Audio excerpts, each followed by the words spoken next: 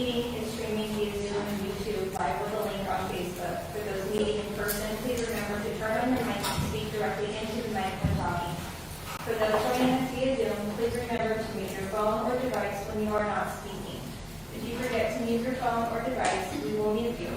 You will hear a voice saying you've been muted, and if you hear that voice, it is because you could hear your background noise. For questions during the meeting, please raise your hand. If you are not able to raise your hand, please wait until the commissioners ask for questions. Thank you. This time I ask that we observe a moment of silence of Representative Jim Walsh's wife passed yesterday in a tragic auto accident, and if folks could just simply take a moment right now.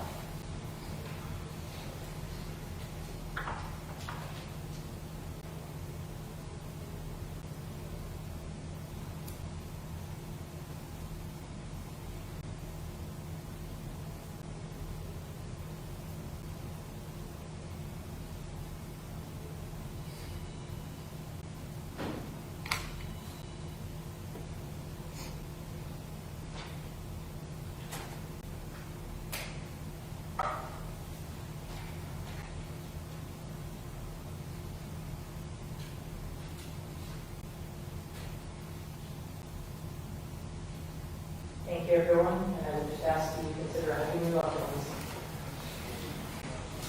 I'll entertain a motion to amend the business meeting agenda. Madam Chair, I will do it.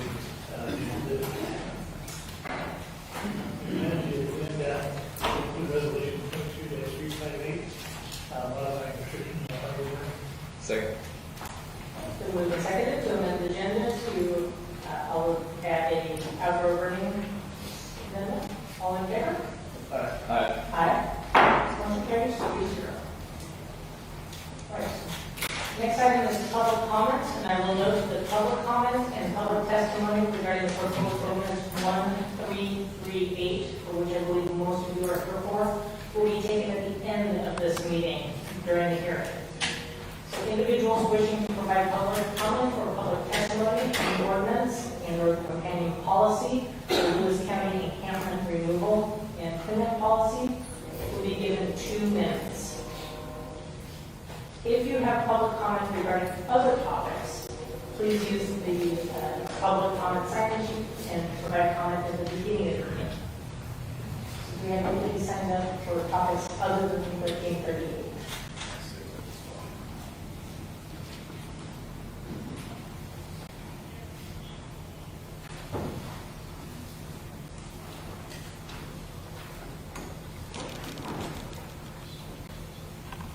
Folks who are trying to specify will need to come up with voting, so we can make room for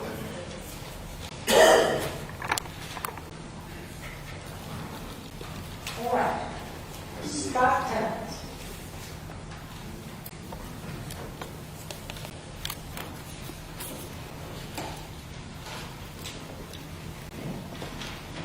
Good morning, Commissioners. My name is Scott Bennett. I am a retired member of the United Brotherhood of Carpenters, and I would like to thank everybody from Lewis County who showed up here today for this meeting. It's inspiring to see you all sitting here. My reason for coming today was I saw a problem in the Centralia court, and I'm entertaining a motion for the commissioners to make, hopefully to seek resolution from internal problems and external problems by the public, mistrust, and other items. My motion is a proposal to form a public governance committee for the Centralia court. I know Commissioner Swope has come and spoke in favor of the court, and I appreciate his input, and I'm open to all questions, but the reason that I bring this forth is so that I have provided this to the court. I'm going to go to the Centralia Commission meeting tonight and provide this to them so that everybody has this knowledge that's disseminated out, and then a decision can be made by all parties. Thank you.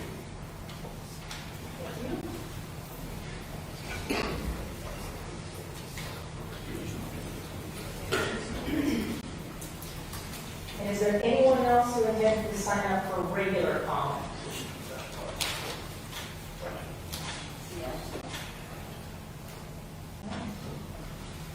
Mr. Brown, I don't think your microphone is open. Did you intend to make a general public comment, or are you here for, okay, thank you.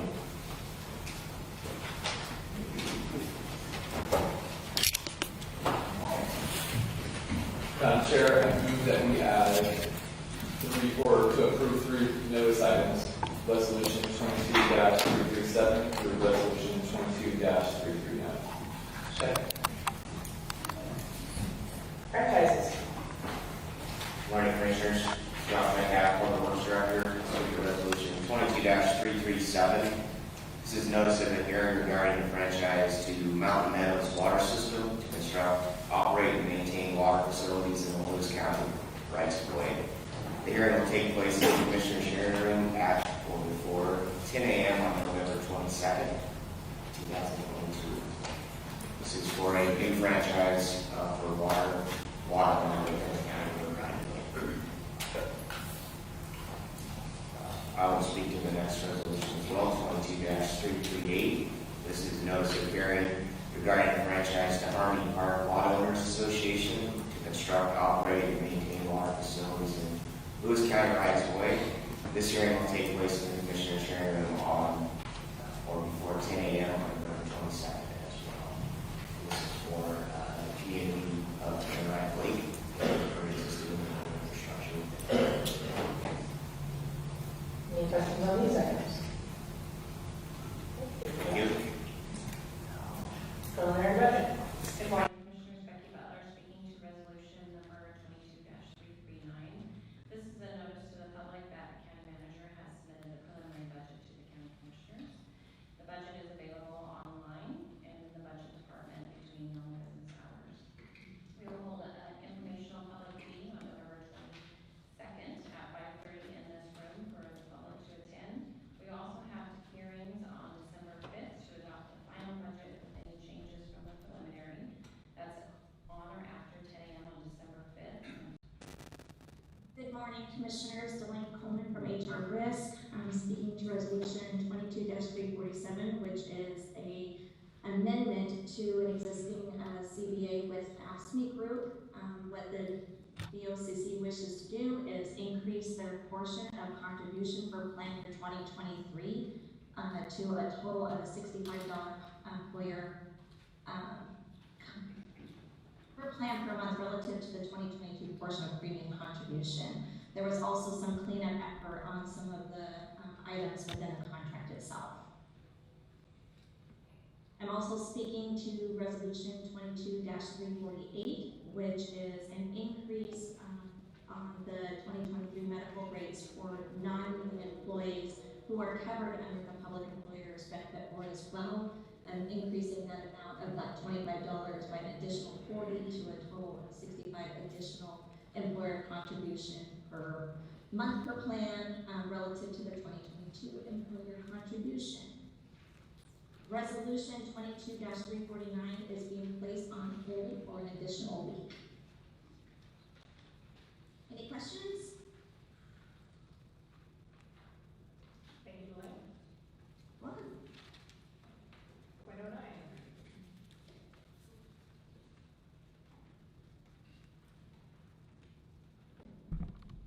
Commissioners, these would be approvals. The next two items are approvals for .09 funding. The first is $1.175 million to the city of Napavine for its Jefferson sewer station project. And resolution 22-351 is $75,000 to the Economic Alliance of Lewis County for its water retention project and public information project.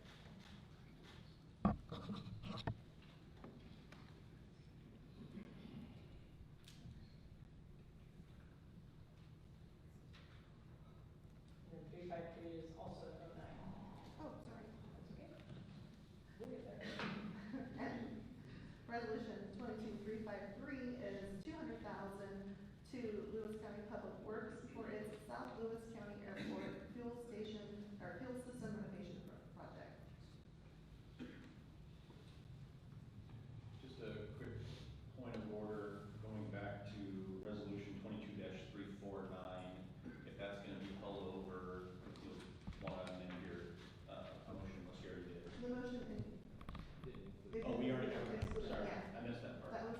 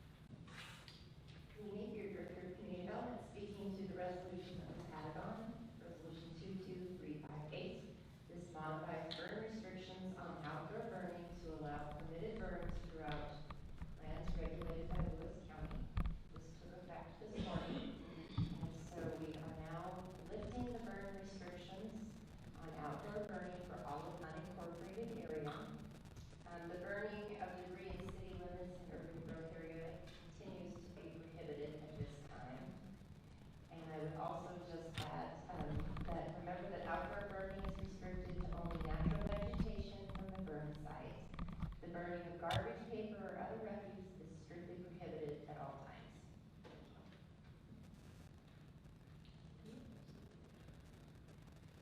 Point of order, I think we inadvertently included 354 in this, and our intention was to hold that on. No, I did not include that. Okay.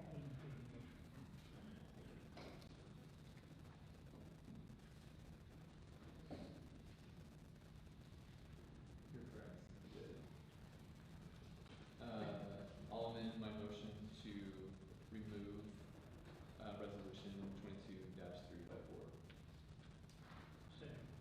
Been moved and seconded to amend the motion to exclude 354. All in favor? Aye. Aye. Aye. Motion carries 3-0. All right. It's been moved and seconded to approve resolutions 22-341 through 348, 350, 351, 353, 355, 356, and 358. All in favor? Aye. Aye. Aye. Motion carries 3-0.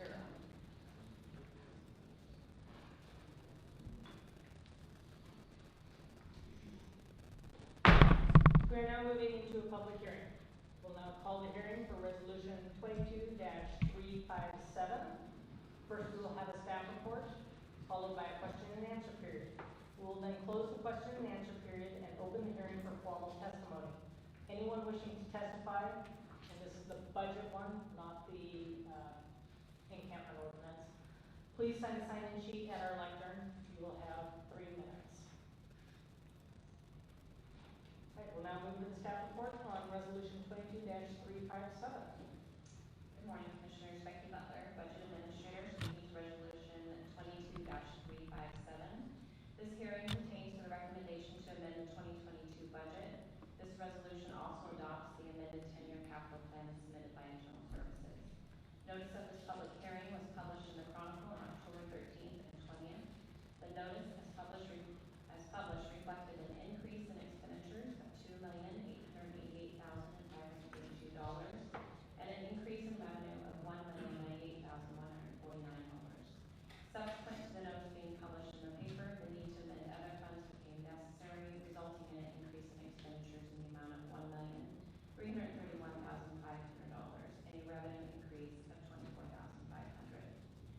With the changes incorporated, this total budget amendment reflects an increase in expenditures of $4,220,032 and an increase in revenue in the amount of $1,122,649, resulting in an increase estimated in fund balance in the amount of $3,097,383.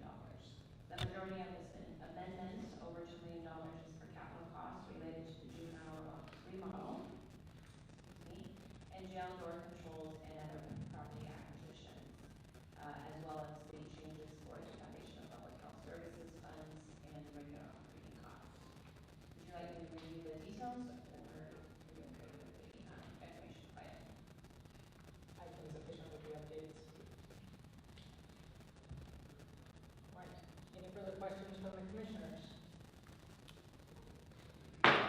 We'll now open the question and answer period during which the public can ask questions. These are different than public testimony, which comes later. Now is the time to ask staff questions. Do we have anyone signed up for this particular hearing? Okay. And do we have anyone online for the budget hearing? And not seeing any hands raised. We'll now close the question and answer period. Ms. Butler, would you like your opening statements incorporated into the hearing? Yes. We'll now open the hearing for public testimony. Do we have anyone signed up for public testimony on the budget?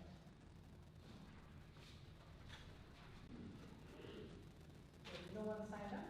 And do we have any hands raised online? We'll now close the hearing for public testimony. Madam Chairman, we approve resolution 22-357. This is the budget. Second. It's been moved and seconded to approve resolution 7, amendments to the budget. All in favor? Aye. Aye. Motion carries 3-0. We're now moving into public hearing. We'll have the hearing for ordinance 1338. First, we'll have a staff report, followed by a question and answer period. We'll then close the question and answer period and open the hearing for formal testimony. Anyone wishing to testify, please sign the sign-in sheet at our lectern. We will have 2 minutes. Now move to the staff report. Good morning, Commissioners. Kevin McDowell from the Prosecuting Attorney's Office here to present on ordinance number 1338. And this dovetails with the encampment removal and cleanup policy resolution. Would you like for me to speak to that resolution as well and the policy? Yes, please, because I believe it's significant. Okay. I would prefer to do that. Okay. So why don't I go ahead and speak to the policy first? There's several reasons why this proposal is being put forward to address encampment removal and cleanup here in Lewis County. There are environmental concerns relating to refuse and needles and other debris that are tend to be present at these encampments, which pose a risk to the surrounding area. There's safety issues and other community concerns such as the spread of diseases and obstructions of rights of way and other safety concerns that are community issues. And last but certainly not least, it's this type of housing situation is not good for the inhabitants of the encampments. The people who are residing in these encampments are out in the elements. In the wintertime, it obviously gets very cold, very rainy. This poses a severe risk to their health as well. So what the ordinance does is the ordinance essentially says that encampments and camping within Lewis County are not prohibited, are not allowed rather, on county property, except in areas specifically designated for camping. So if there are parks or other areas where the county would like to allow camping, it can designate those areas. But on any other county lands, the ordinance essentially says that camping is not going to be allowed. The penalty under ordinance 1338 is a civil infraction. This is not a criminal penalty. This is punishable not by any jail time, by fine only. But essentially what it does is it sets forth the county's position that it allows camping only in designated areas and not anywhere else on county property. With respect to the policy, what the policy does is set forth a protocol that the county will follow in terms of encampment abatement. And there's a few key provisions of the policy that I'd like to just highlight. First of all, the policy provides for 72 hours posting notice so that any residents of any encampment will receive written as well as verbal notice of the county's plan to abate the encampment site. The policy also requires that outreach personnel, individuals who are able to connect the inhabitants with community resources, also visit the site in order to make sure that the inhabitants are aware of what services are available. The policy also provides that prior to any encampment removal, county personnel must check to make sure that there's adequate shelter space available in Lewis County before removing any encampment. So no encampment will be removed unless the number of available beds at local shelter space either exceeds the number of residents in that encampment that is being abated. The policy also provides for storage of personal property when an encampment is removed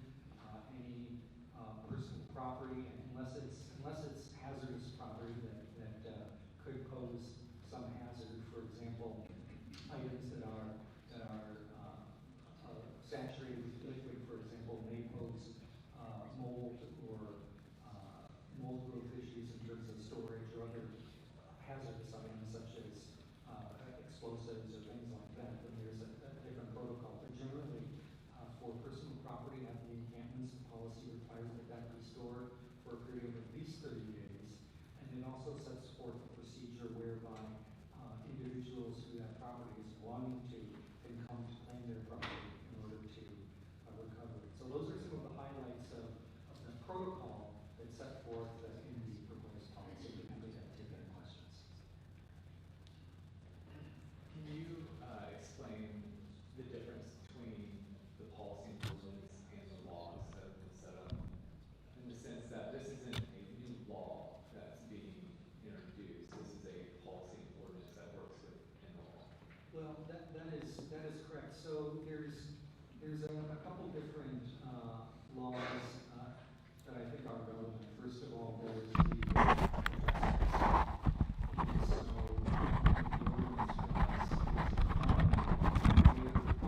individual has the county's permission to camp and wear an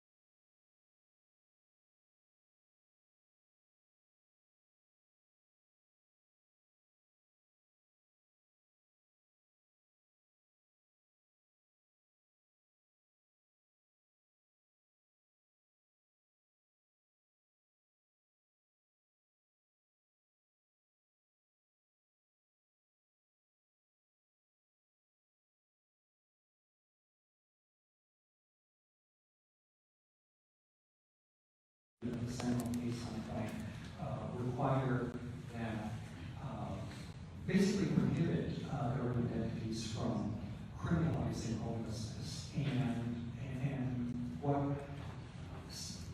preventive measures are put in place is to ensure that, or what the cases say is that the government cannot just throw people in jail that don't have housing if there's no place else to go. And this is one of the key elements of our policy, is to ensure that there is adequate shelter space available prior to taking any action in terms of removing an encampment. My understanding as part of this ordinance is that it moves things from a criminal trespass down to a civil infraction. The ordinance, the enforcement mechanism of the ordinance is a civil infraction, that's correct.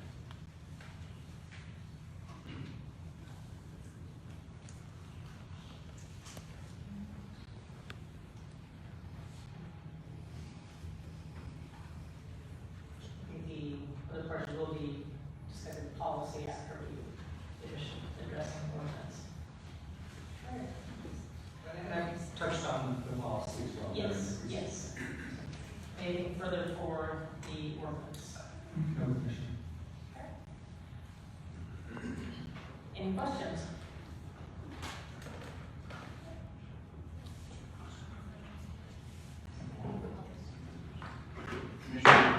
Questions back here? We will now open the question and answer period during which the public can ask questions. So this is different than public testimony, which comes later. Now is the time to ask staff questions. All right, we have sign-ups on the question and answer sheet. So, Eric. We can have a sign up for the question and answers. So we can do that, or you can call on folks as they raise their hand if you'd like. I was going to ask if maybe you'd allow me to address the audience just real quickly on a procedural standpoint before we get started on question and answer and testimony. Yes, please. So just real quick, I talked to some of you who were here earlier, and some of you weren't here, so I'll just go over it real quick again. As Commissioner Pollack said, there's a question and answer period. Those questions should be directed to the staff. And any comments you have for the board will come later in testimony. We have a lot of people signed up for testimony, over 50, I believe. And so, as Commissioner Pollack stated, you'll have 2 minutes to speak. I ask that you keep an eye on the little lights there next to the clerk. That'll give you an indication of how much time you have left. And then you please limit it to 2 minutes, just in terms of fairness for everyone, so everyone gets a chance to speak. I'd also ask that you keep your comments respectful if you can. There's a lot of probably different viewpoints in the room here today, and I want to make sure that everyone's respectful and we're able to hear everyone's views so that they make the best decision possible. Other than that, we can get started. Thanks. I'd also like to point out if you wrote out your testimony, if we don't get through it, you can always submit that to the clerk as well for the record. And for those planning to give public testimony, which is different than the questions, for those planning to give testimony, it's a 2-minute time period for you. The buzzer here will be solid green up until the time you have 45 seconds left. When you have 45 seconds left, it'll start blinking green. When it comes down to 30 seconds left, it'll turn yellow, and then when time is up, it'll turn red. Right, we will open the question and answer period since we did not have an individual sign up for that. You can please state your name as we call and give it up.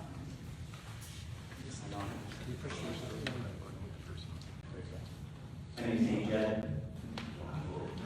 Question, do we know approximately how many people are currently encamped on Lewis County property that this would affect?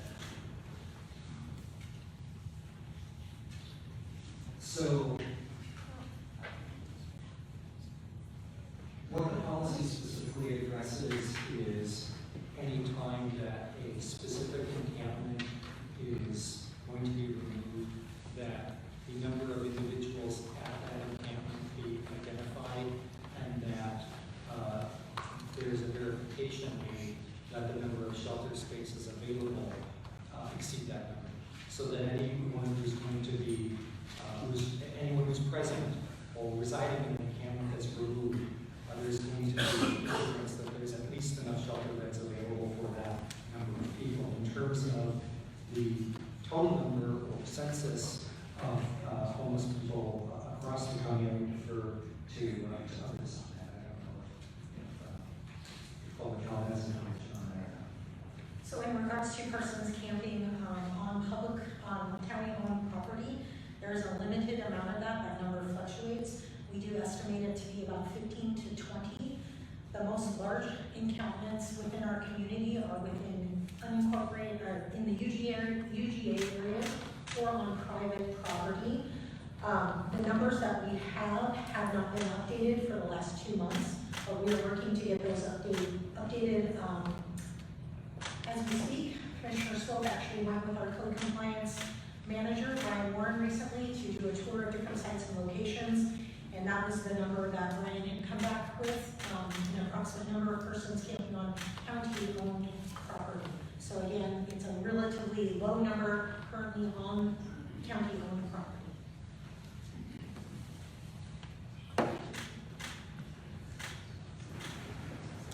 I'm Paul Meckley. I have one question and one point of clarification. So I understand that if somebody is cited and they do not sign, they do not pay, or they do not appear, that is when it becomes a criminal charge. Is that correct? So, if they're cited under the ordinance, if they're cited for the infraction violation, and they do not come to court, then that's a failure to appear. However, it is not a criminal charge, so that's not correct. Okay. So I would like to take a look at that paperwork again, if you wouldn't mind sharing with me at some point after we're done here, because I have read something that seems quite different than that. So next question is failure to pay. Do you, as the county, then ultimately, for non-payment, sell those to collection agencies? So that's something that's handled by, if someone is cited for the infraction, that's something that's handled by the district court pursuant to their policies, and I do believe that there is a provision not able to speak in detail on that because that would be a matter for the district court. But you believe that it is true they are sold? You believe that that is the case, though? I believe that the district court uses collection agencies in conjunction with certain cases, although I'm not able to speak in details on that. Okay, thank you.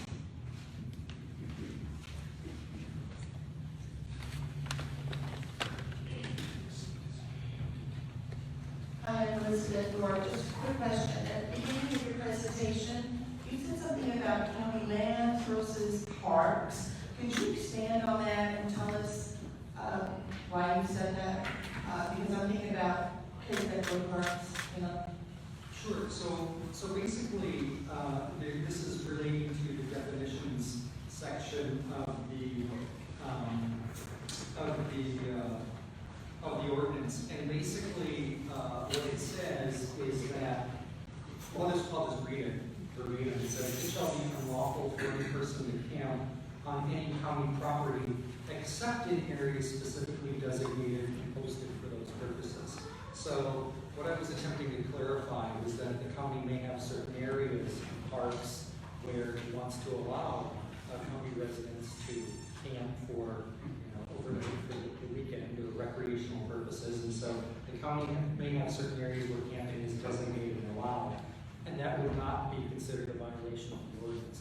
Camping anywhere else would be considered a violation, and that would also be considered to be without the county's permission.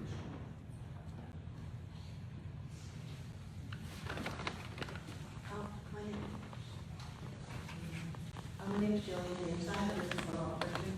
So are there going to be parks that are indoors specifically for county? Or are there currently in Lewis County where people can go? I'm sorry, I didn't understand.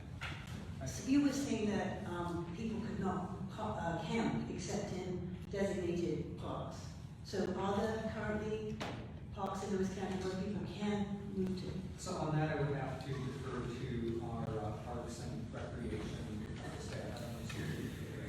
Steve Wolshin, Internal Services. The question is, are there currently permitted camping? And yes, the county does have Fairgrounds Park, for instance, has permitted camping. It's for no more than 14 days, and it's recreational camping, particularly as it relates to events or I have a question, I don't know if we can answer it. The people that are county-born taxpayer, Lewis County residents.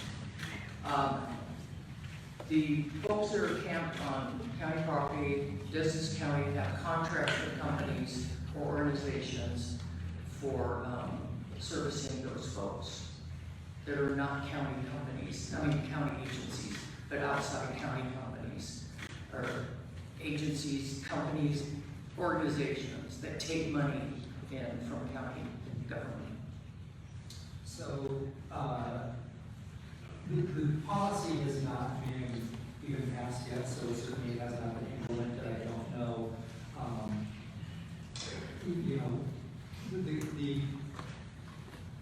In terms of the implementation, whether or not any contract personnel will be utilized, they're really not able to forecast that.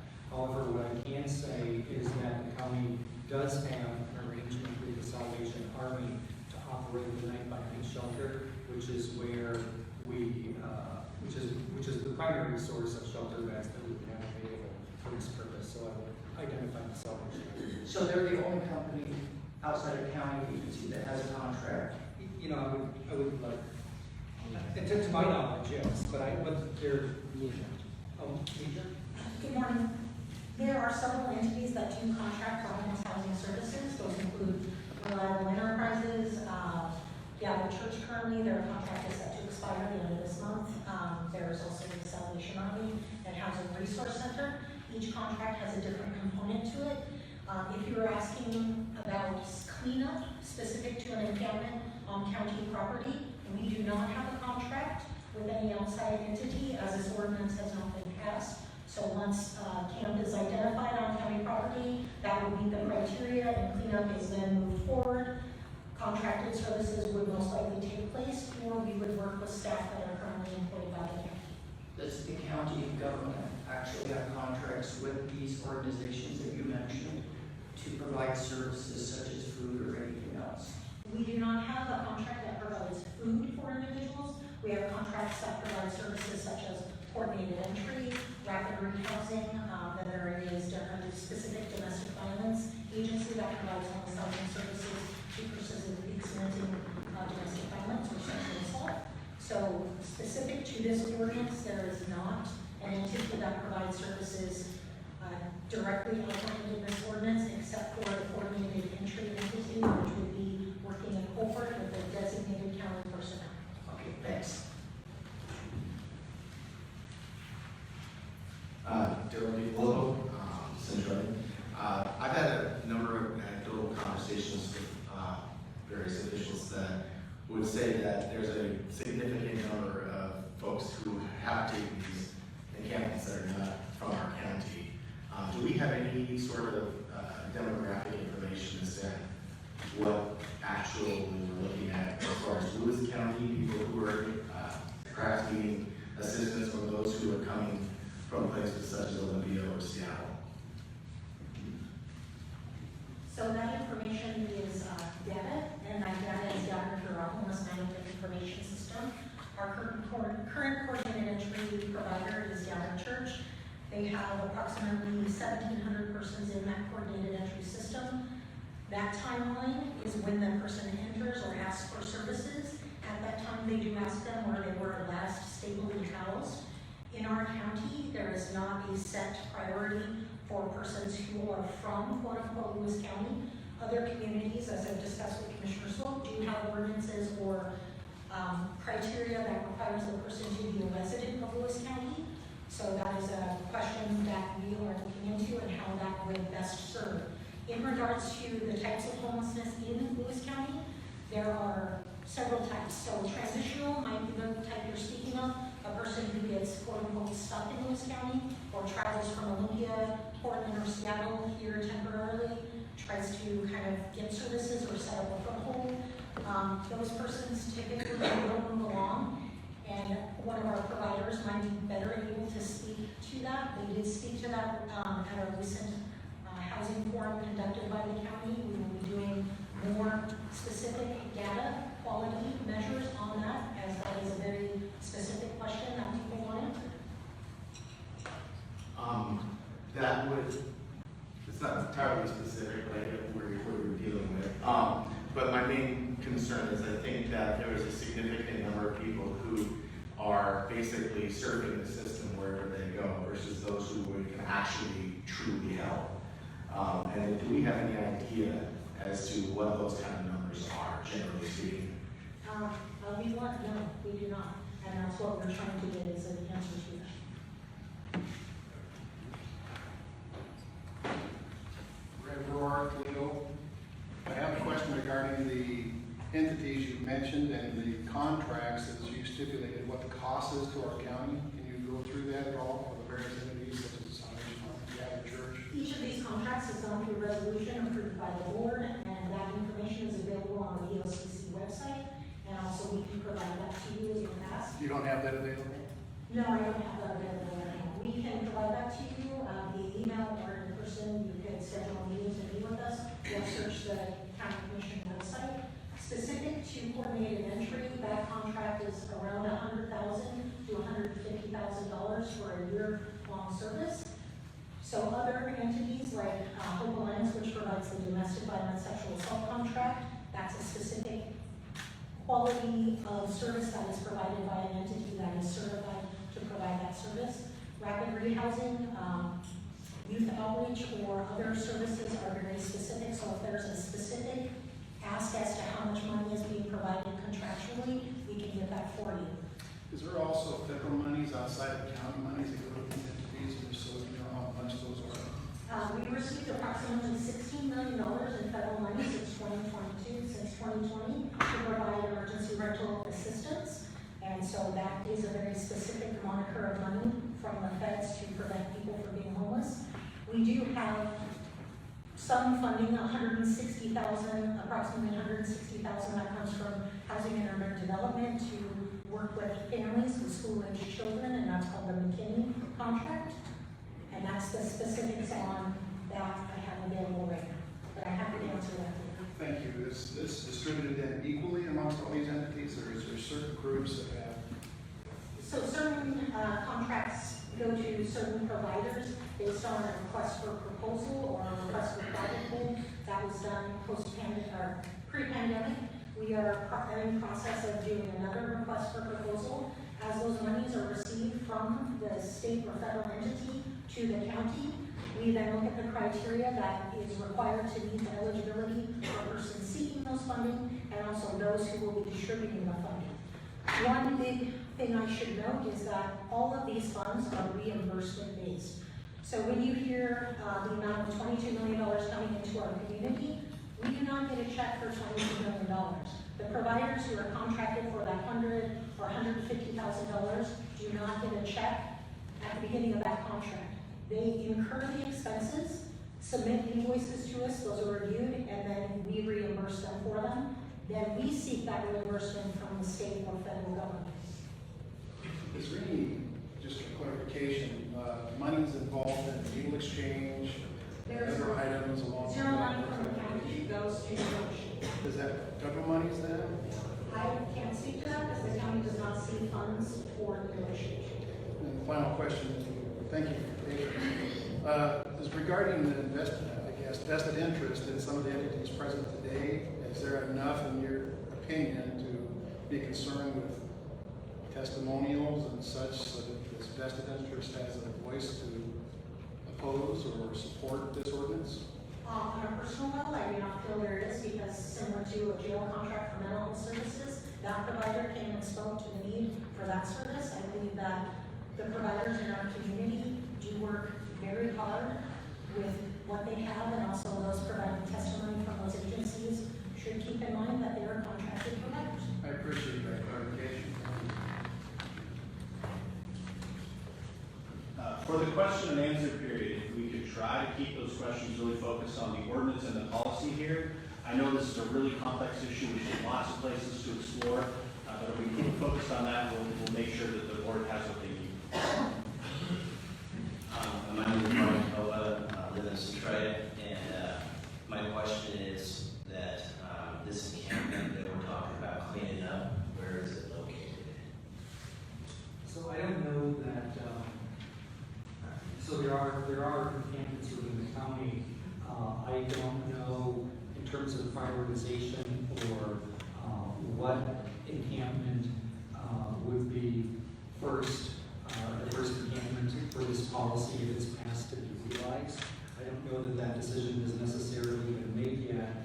There are encampments where they're not state right-of-way or state property and not specifically county property. And in that case, what the policy does provide is that if Lewis County resources or Lewis County personnel are going to be utilized in terms of abating an encampment that is on federal property or state property or the property of another different local government entity, and we would be required to follow the protocol set forth in our policy, regardless of whether or not it's actually our land or not.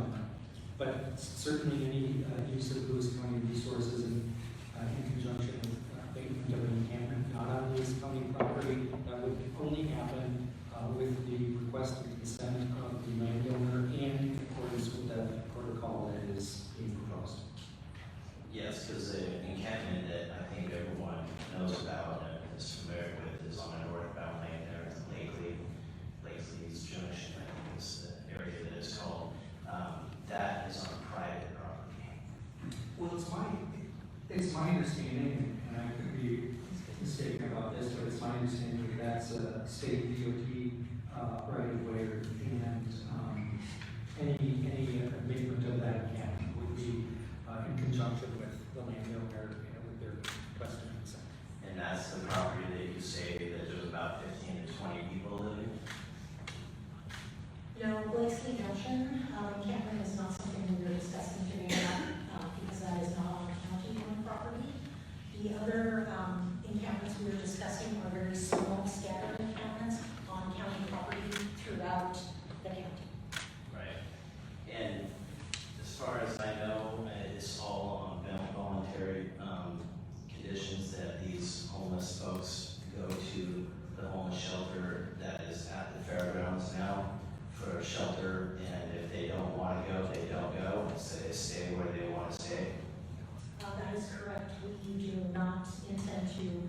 for someone to relocate. Yeah, that's the issue. Well, so what the policy does, what the policy does.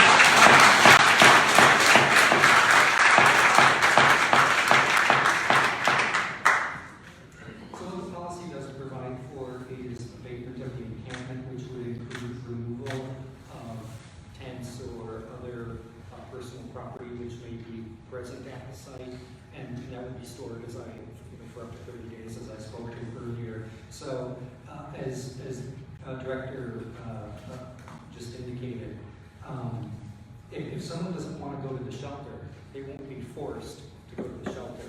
However, the encampment would be removed according to the terms of the policy.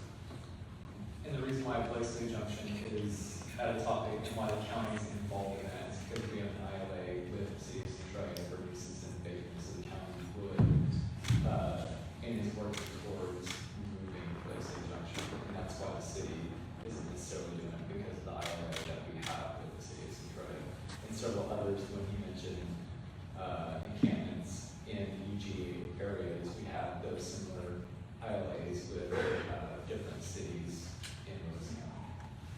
Because I remember back in the day, probably 35 years, 25 years ago, that if you were seen walking on the street under the influence, drunk, high, loitering, panhandling, all of those issues lead to homelessness.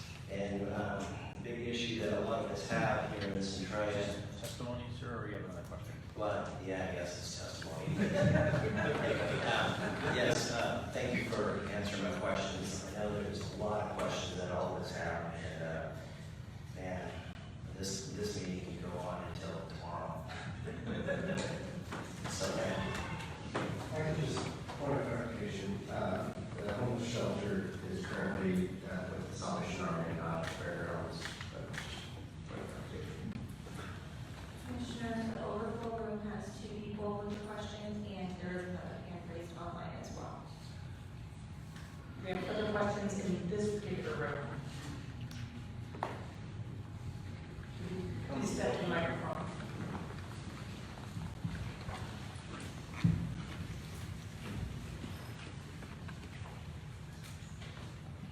Hello, David Love, Centralia resident.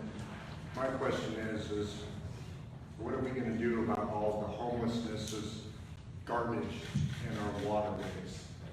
If you look at China Creek, if you look at the area under I-5, which I have videos on YouTube, American CNC and Design, it literally shows just an atrocious mess. It's basically an ecological disaster. What are we going to do to stop that problem? Because our food, water, and shelter needs to come first, and it's being poisoned by the homeless people. How are we going to fix that first? So, as I indicated at the outset of my presentation, there's 3 key issues or motivators which provide the impetus for this policy. That includes safety and community concerns, and of course not being good for the inhabitants of the encampments themselves, and then additionally the environmental concerns such as refuse, needles, water contamination, as you referenced.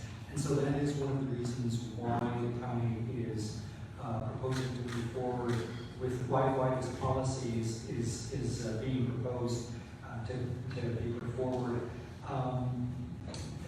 Again, just to kind of recap in terms of the cleanup protocol that the policy discusses, if an encampment is abated, then any personal property that is there at the site would be stored. Other hazardous property, refuse, things like that would be cleaned up and disposed of. Why have we waited so long to address this problem? Yes, exactly. 5 years. I think that this is a problem that has gotten worse and worse over time, and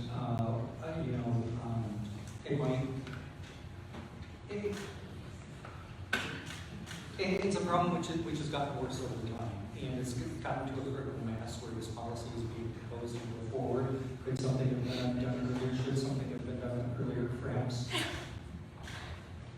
So why aren't we using the city's manpower to pick up the mess now and in the past instead of allowing it to just meander all over the sidewalks? Bank of America over there in Centralia smells like a sty when you walk next to it. It's so bad I almost want to vomit. You know, and this is just my general area. This is our frequency that we're frequently seeing. So we need to change it. No matter what the bureaucracy is saying, people hanging out on the sidewalk and doing all this nonsense, gotta go. So I'm not sure what the question is there, but this is obviously a very complex issue and fighting for the policy proposals to do it.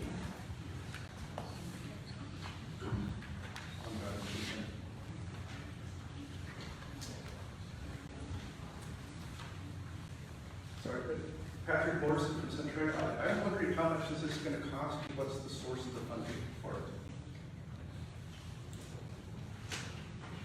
Great question. So the source of the funding, we are currently investigating which funds are allowable from state and federal. Those appear to be somewhat limited. We do have local document reporting fees and other funds that can be used to help with this project. But again, we are looking for options and opportunities to make sure that this is done in cohort with law enforcement, municipalities, and the community. Funding has not been outlined as of yet. So if this passes, but it's unfunded, then what happens? So just to be very clear, no matter what grants, federal dollar that comes in, it's taxpayer money. It's going to be paid for by taxpayer money. By county, by city, the state, but where's the money coming from? This sounds like an unfunded mandate to me. Just a question.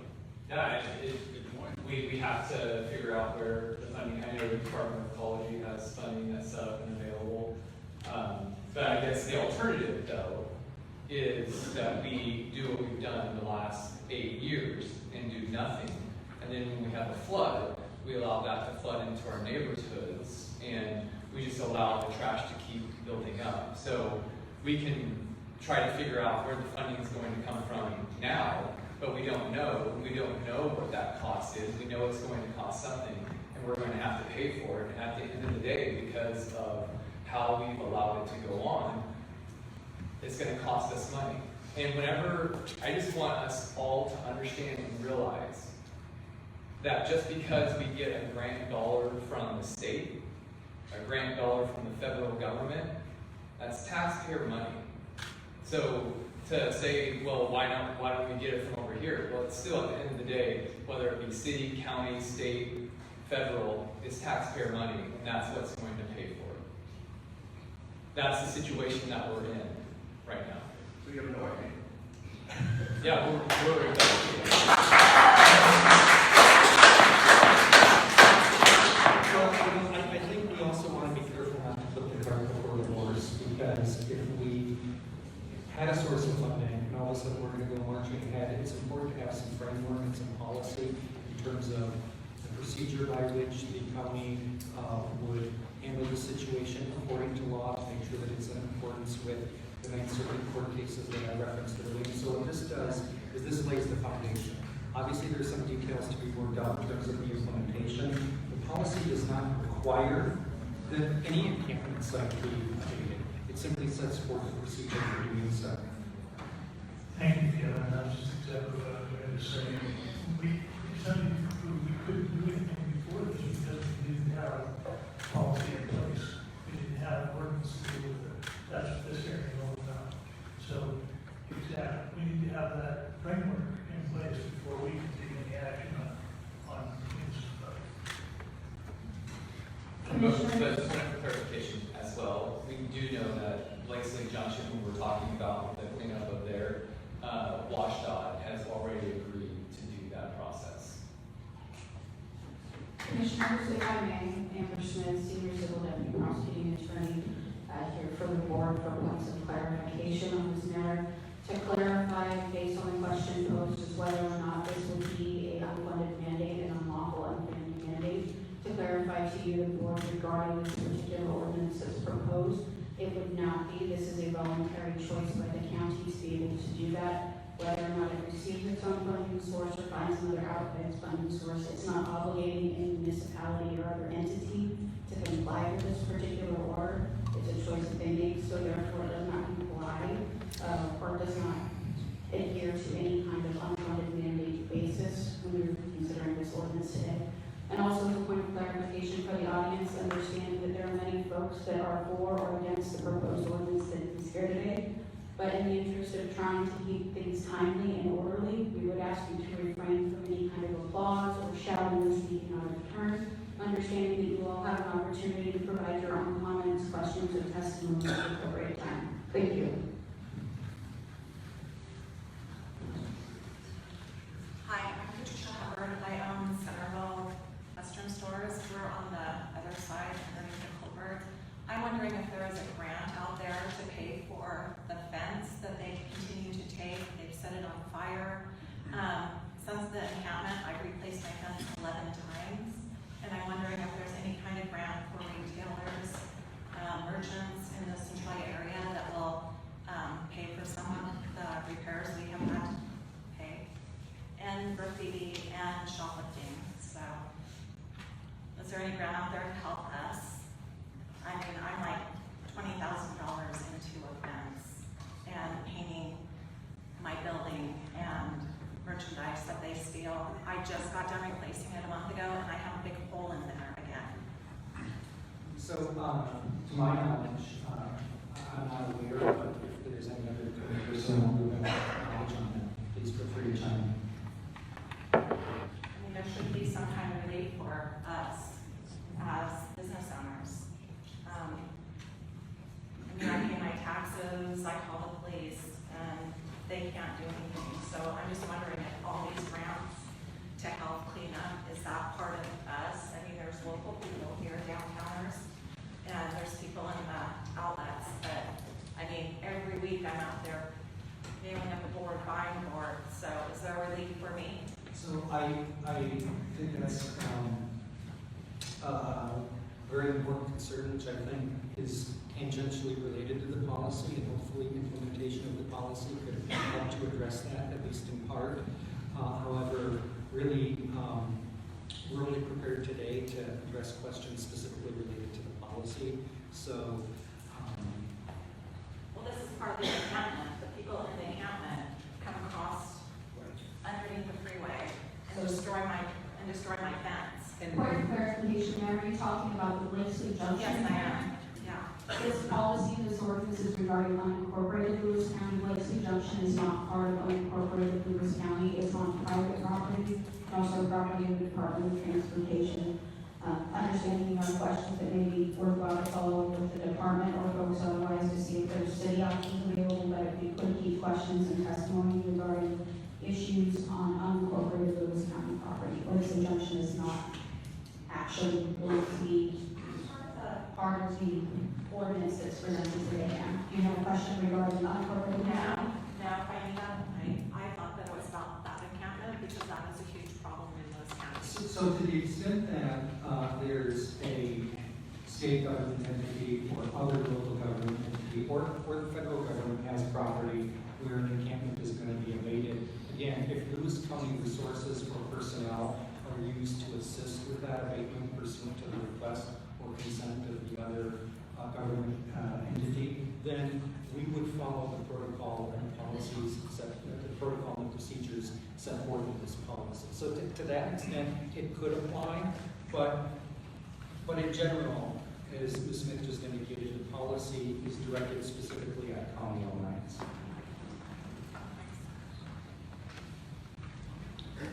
Robin Pedrosetti, and I'm from the Oline District of Winlock. I would just ask the question, once you guys problem solve how you can minimize the environmental damages going to our waterways because of houseless people, will you then address the housed people? Because the litter in our ditches all over Lewis County are not from just homeless people, and all of that water flows downhill. Thank you.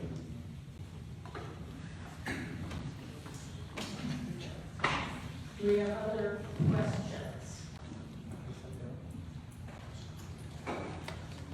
I have a daughter that works over by Walmart, and she says constantly it's gotten to the point to where her and her coworkers, when they close up at night, they cannot leave the building by themselves. They have to leave together because they get harassed by the homeless issue that is going on surrounding that area. My question is, what is this ordinance going to do? Because the Chehalis PD has been called and their hands are tied. The very next day, the same people that the complaints are made on are back there again doing the same thing. They're defecating over by the dumpsters where they have to go and take, where the employees have to go and take their garbage. They're finding needles everywhere. At last I heard that drug use was a crime. Last I heard, doing the things that's going on over there is a crime. How is this ordinance going to prevent all of that from happening? Or is it just the encampment? It sounds like there could be trespass issues and other potential criminal issues relating to the conduct that you described. So again, the policy would not apply. The policy that we're discussing today does not apply on private property. And that's because on private property, this protocol would not have to be followed.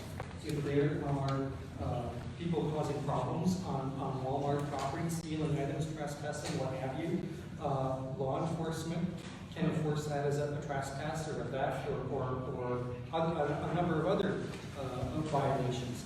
They wouldn't have to post for 72 hours. They wouldn't have to store property for up to 30 days. The reason why these procedural safeguards are put in place is because we're dealing with someone who's residing on public property. If it's private property, those safeguards don't need to be observed. Any further questions in this particular room? I know we have folks in the overflow that are waiting.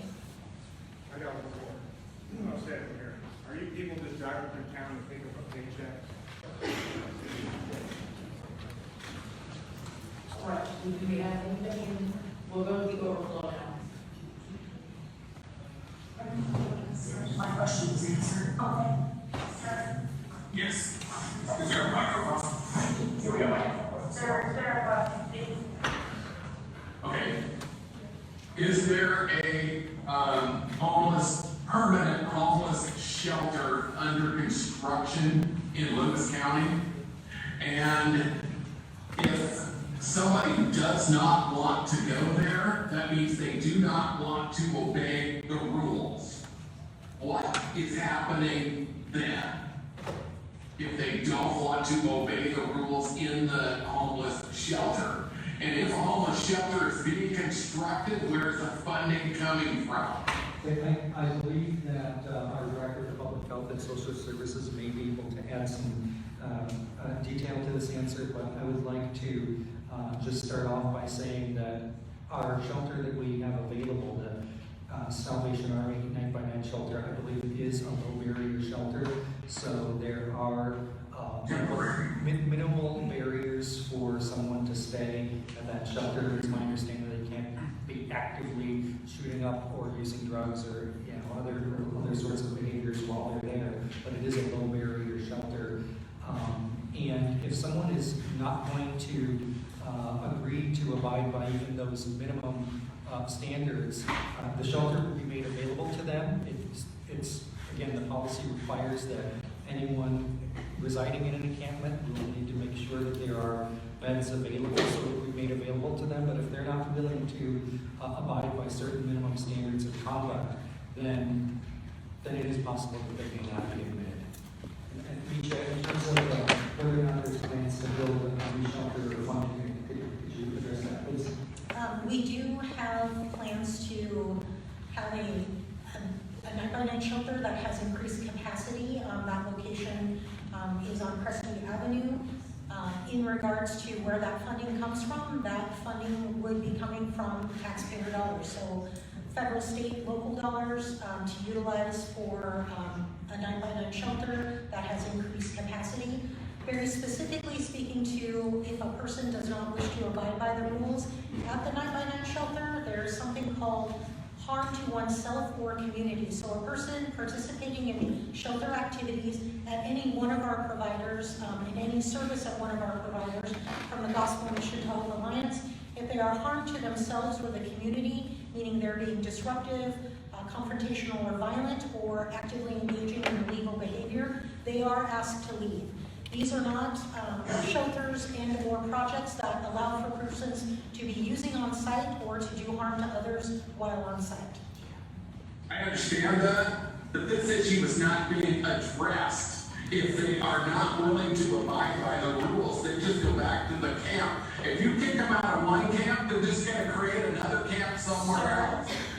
Sir, this is Anderson, Senior Civil Deputy Prosecuting Attorney. Please try to keep your comments as calm as possible. And write specifically regarding the policy and the ordinance being proposed today. Thank you. I would also like to point out, we'll have an opportunity for comment later. Now is the time for questions, please.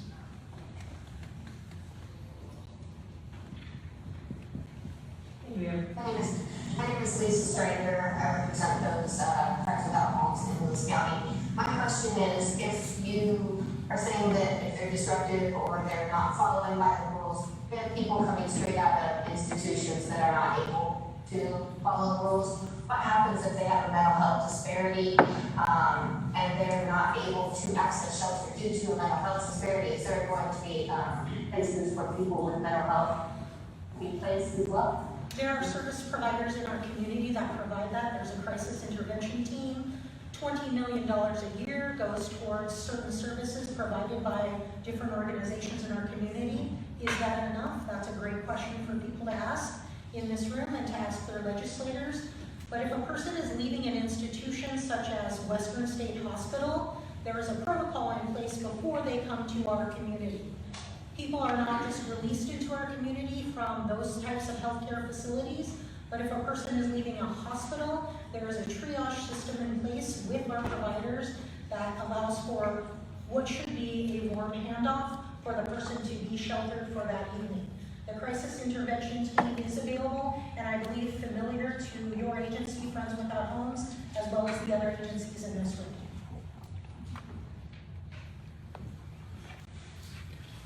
Further questions from the overflow room? No. Thank you. And we have a hand raised online from Kat.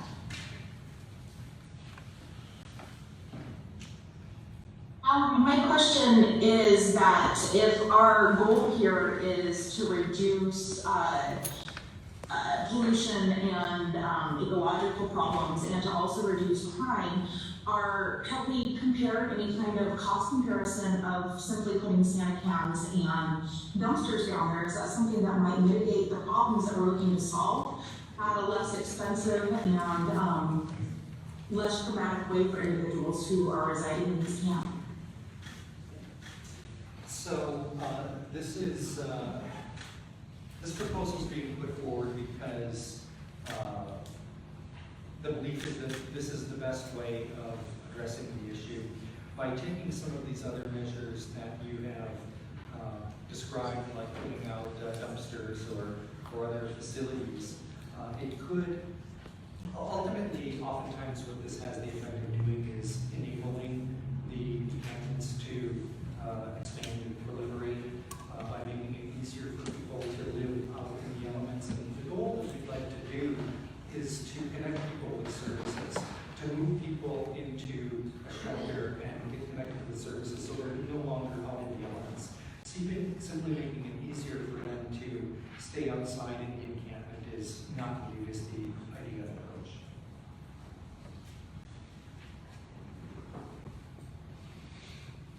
Any other hands raised online? Okay. Any further questions and answers? Yes, I'm Ron Averill in the greater Centralia area. I think that one of the problems that we have with this is that we have a problem that transcends boundaries of governing authorities. A lot of people are not aware that the cities do not report to the counties. They're incorporated areas and they operate on their own. They report directly to the state government, state agencies. Only in those cases where we have agreements, or in certain areas such as the jail and certain social services, does the county work with the cities in these areas? But we don't have authorities over them. We do have the responsibility for the urban growth areas around the cities. But we also have agreements with those cities on that development and what is done on that property. I hear people saying, we got to solve this problem, but it doesn't rest in one location. What we're doing here today is talking what we can do from the perspective of the county, not of the cities, not of the state, and other issues. I would just like to say that that is correct, and again, this policy applies to county-owned lands or applies on land owned by other local government entities only with the request and consent of the landowner. So your point is okay.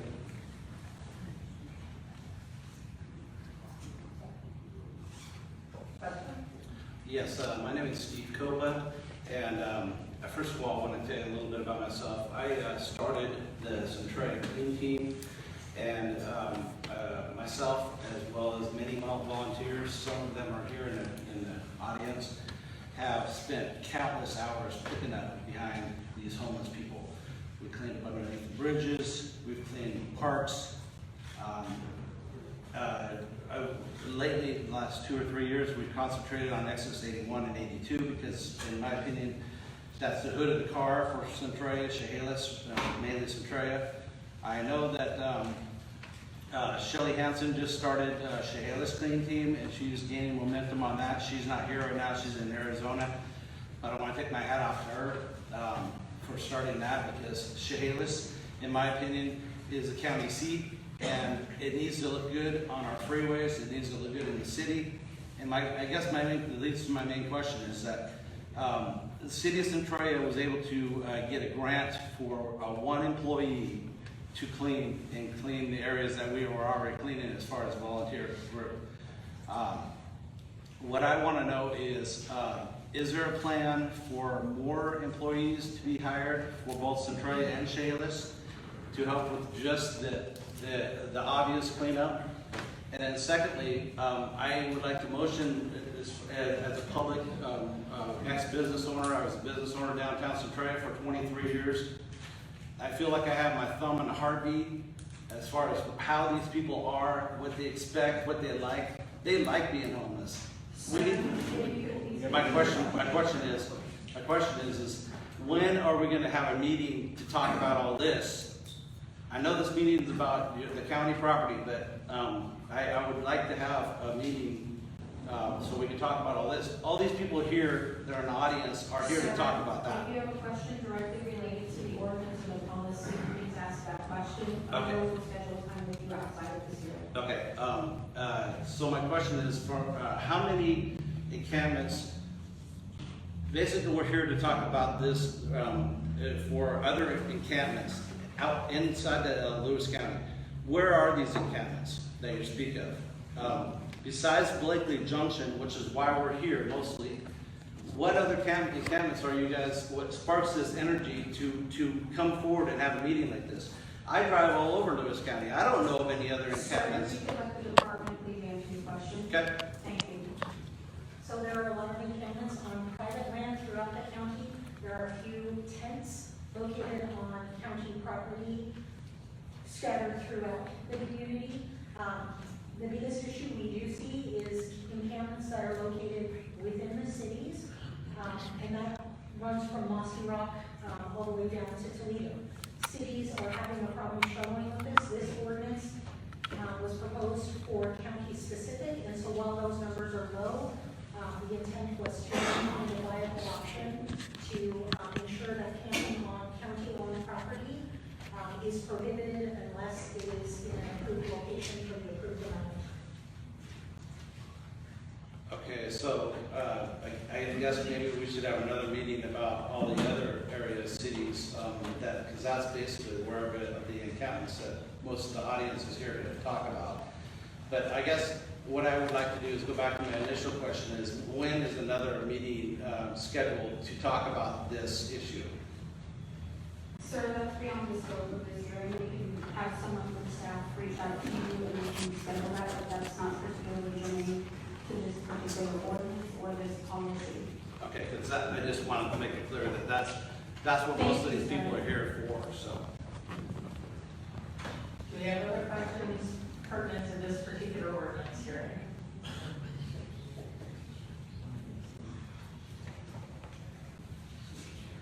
We have a hand raised on iPhone 3.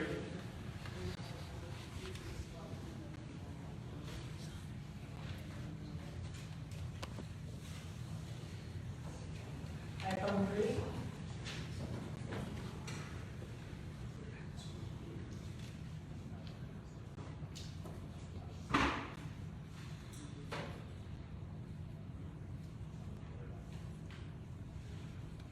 We are unable to hear iPhone 3 even though the hand is raised. Do we have any other questions?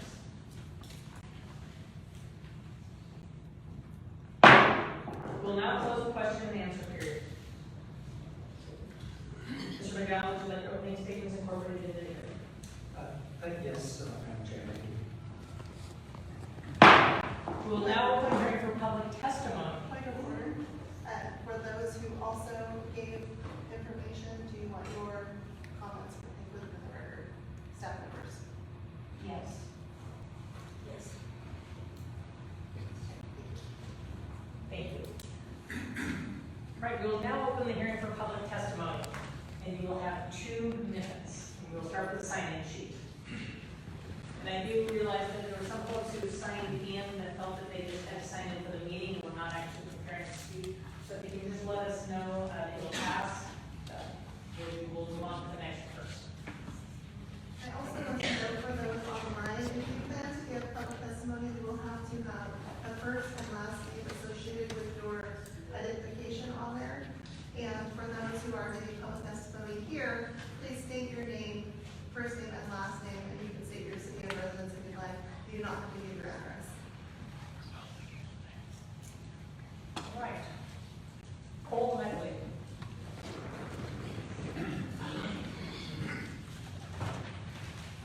Hi, my name is Cole Mickley, and I'm the pastor of Gathered Church. I'm just here to start off talking about how disappointed I am, disappointed with you all as commissioners, as leaders. The ordinance that you have proposed here is propped up by deception and misinformation, some of which we've heard people share here today, and is particularly concerning money. There's been this ongoing rhetoric around $22 million that's been spent on homelessness. You've told this deception in order to suggest that the current approach is not working, so to justify a change in course. But you all know better. You know we have not spent $22 million on homelessness in Lewis County. $15 million plus of that was money earmarked specifically to make sure COVID-impacted families were not sent out onto the streets. 15 million of the 22 million. So can we please just stop it with the deception? You guys know this information. Our staff, our volunteers have put information together so that you know what this money is. And that's public record for everybody. Please go and look into this information and how this money has actually been spent. But you are right about something, and I commend you for that. We have a problem. We have a homelessness problem. Obviously, businesses are impacted, community members are impacted, everybody here is impacted. But there's one thing that we can do that's going to help this, and only one thing. We need housing. We need more housing, transitional housing. We have run coordinated entry for the county for 20 months, over 20 months now. We typically have 200 to 400 people on our prioritization list waiting to get into housing. They qualify as being literally unhoused in Lewis County. This is where we need to spend our time and energy and attention. I know nobody wants to give somebody housing for free, but we also don't want garbage in the streets. We don't want feces in the alleys. We don't want all of these things. But if we're going to address these problems, we have to create capacity. This ordinance does nothing to provide any more capacity in our housing. We have to go forward. I feel for local business owners. I feel for people. We have to provide more housing.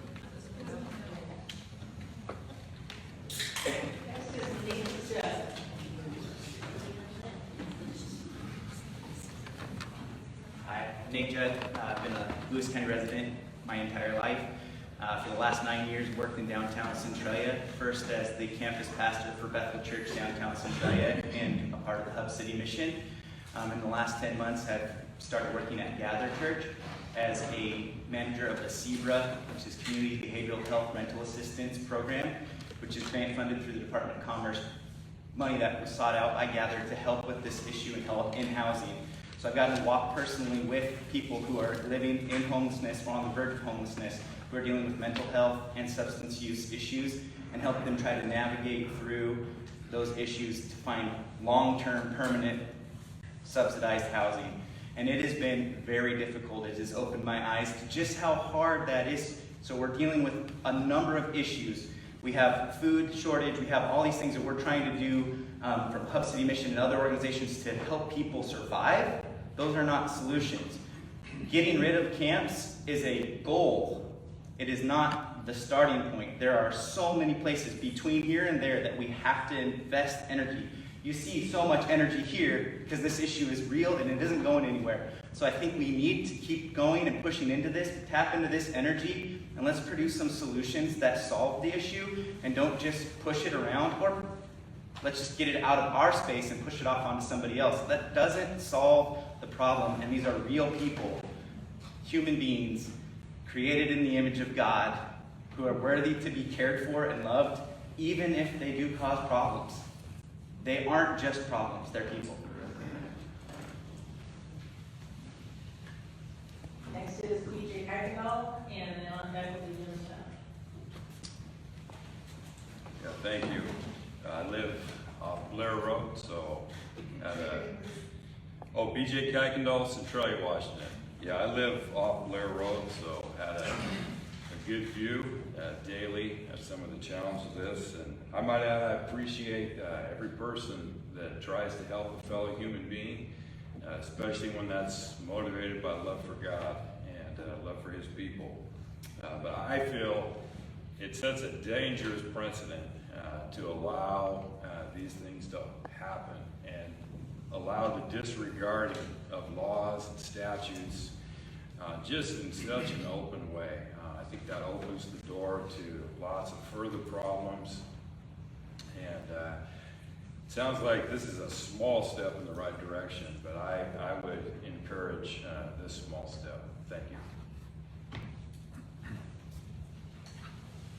Jim Smith.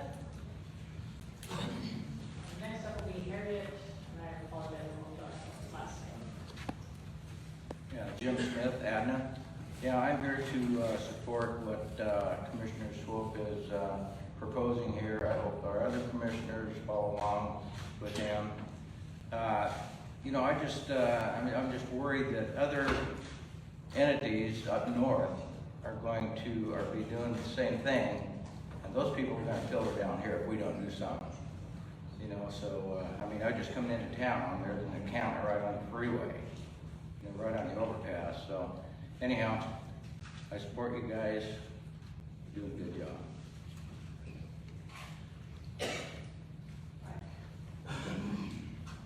Harriet, I apologize, I'm having difficulty reading the last name. I signed that, not realizing that. If you wish to speak, we'll need you to go to the microphone. She would like to pass. Okay, thank you. Thanks. All right. Andy Warren.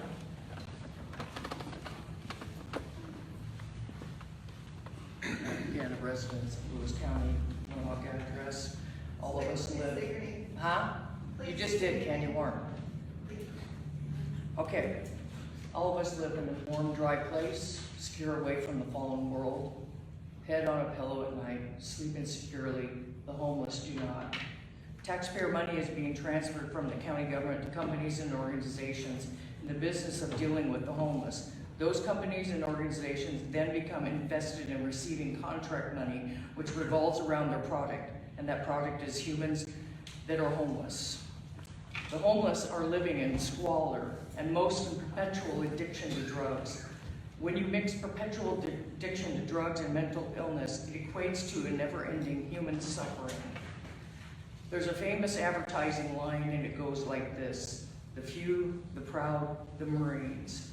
Will Lewis counties be the few, the homeless, the dehumanized? Or will Lewis County have another advertising tagline? Our business is homeless dehumanization, and business is good. Thank you. I apologize. Nicholas Gillian R. Centralia. My apologies.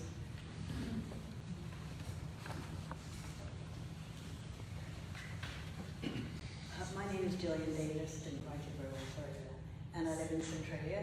And I just wanted to, I was reading the draft of this, and the part that really struck me was that it said that the county has no, even if you did do this, that the county does not is not required to provide alternatives to individuals who have previously or currently been excluded from services or housing alternatives. So that to me is saying that the people who need the most care are not even, there's no even plan to help those people in the event of this going forward. Does that make sense? And I just feel like, what can we do, what can the county do to provide places for care for the people who have the most need? So they would be the mentally ill, who maybe also have drug and alcohol problems, which results in behaviors, which if the behaviors are not addressed, make them even further excluded from normal society. Thank you. Steve Spurgeon.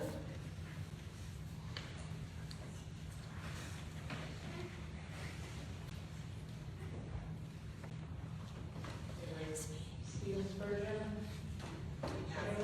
He's downstairs, he couldn't get in earlier, he was sitting outside, I directed him downstairs. You in your phone now? Yes. Okay. 1 minute, we'll bring it up on screen, I'll let you know. Okay, we're on screen now. Thanks. Good morning. My name is Cynthia Rudd, and I'm from Chicanas, and I am the director of the Centralia Chicanas Chamber of Commerce. We have not yet polled our members or our board, so really can't speak directly in support or non-support of the unauthorized camping ordinance. However, all the questions and testimony so far has been really helpful. I can attest that the chamber itself has seen an increase in activity from the homeless population in just the past 2 to 3 months. Recently, there have been several incidents that cast off the wall that have been cause for concern in terms of personal safety and public sanitation.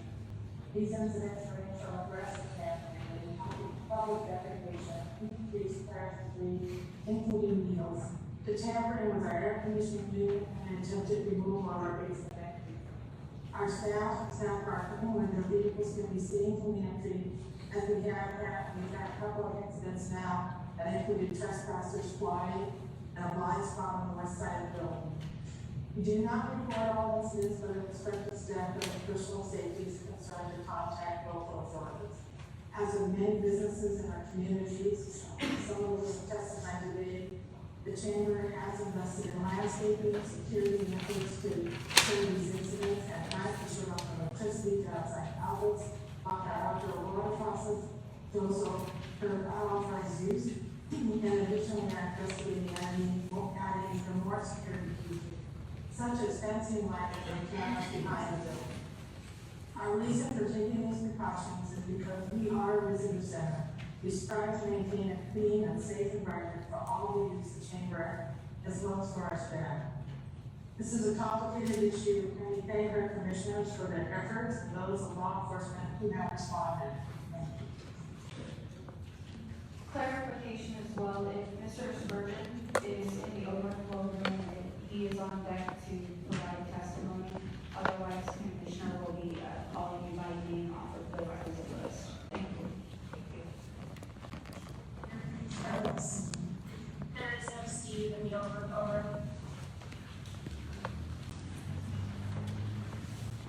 Fila, and I apologize, I'm having some difficulty. Daryl DiFilippo. Sounds like Daryl DiFilippo, Centralia. And I am a father who, my wife has pulled a bloody chunk of beer bottle out of my son's foot. And we walk around, we've seen the needles, we've seen the condoms, we've seen everything. The best way I can liken this is we've got a room full of emotion here, and you're the parents, and the county, we're the kids. And it's okay for the parents to lay down a standard that everyone in the house needs to live by. I understand there are greater issues or complex things and things that we need to do. That's great. You know what? Let's have more conversations along those lines. Let's get more specific in other places. I think we need to realize this is not a silver bullet that takes care of every concern here. But it is okay for us. We need a standard. We need something to work off of. Law enforcement and the civic authorities who need a tool to be able to operate off of.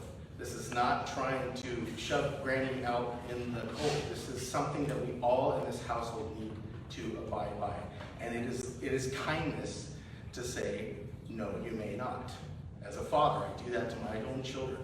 So as one of the kids, we see, I look around, I see we've got kids whomping on each other, and we kind of need this. We need our parents to say that there are some lines that we need to all abide by, and it's okay if some don't agree.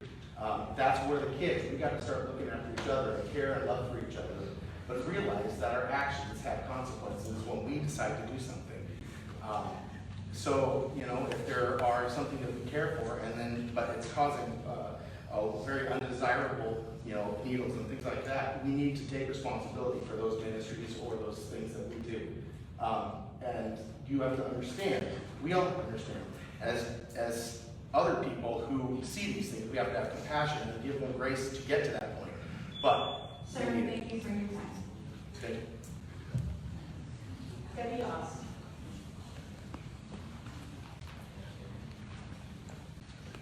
Good morning. Good morning. My name is Debbie Ost. I am from Chehalis. I don't have a problem, or I'm here to address this ordinance. I don't have a problem giving people a hand up. I really want to help people, but I do have an issue with giving them a handout. And I sent an email in July similar to this and received a response from Eric Eisenberg. I'm concerned that with other agents or other areas passing similar ordinances, that the homeless population will migrate to Lewis County and hit our resources, which are already extremely low. These people do need help. They really do. But as I told my kids when they were growing up, I will help you out of any situation you get into if I can, providing you come up with a solution to never get back in that situation again. As a taxpayer, I feel the same way with these homeless people. I'm willing to help them, but they need to be held accountable for their actions. I don't want our taxpayer or tax dollars being used to allow people to camp on county property, which then makes it undesirable with the squalor and the needles and the garbage and everything else that they leave behind for our visitors to come to our county, which really is a beautiful place. The people living in these encampments do need to be held accountable for their actions. I strongly urge the commissioners to please pass this ordinance that Commissioner Swope has presented. And I do understand that a large population of these homeless people are not even from Lewis County. So that tells me right there that they already are coming down here to hit our resources. Thank you for your time, ma'am. Patty Howard.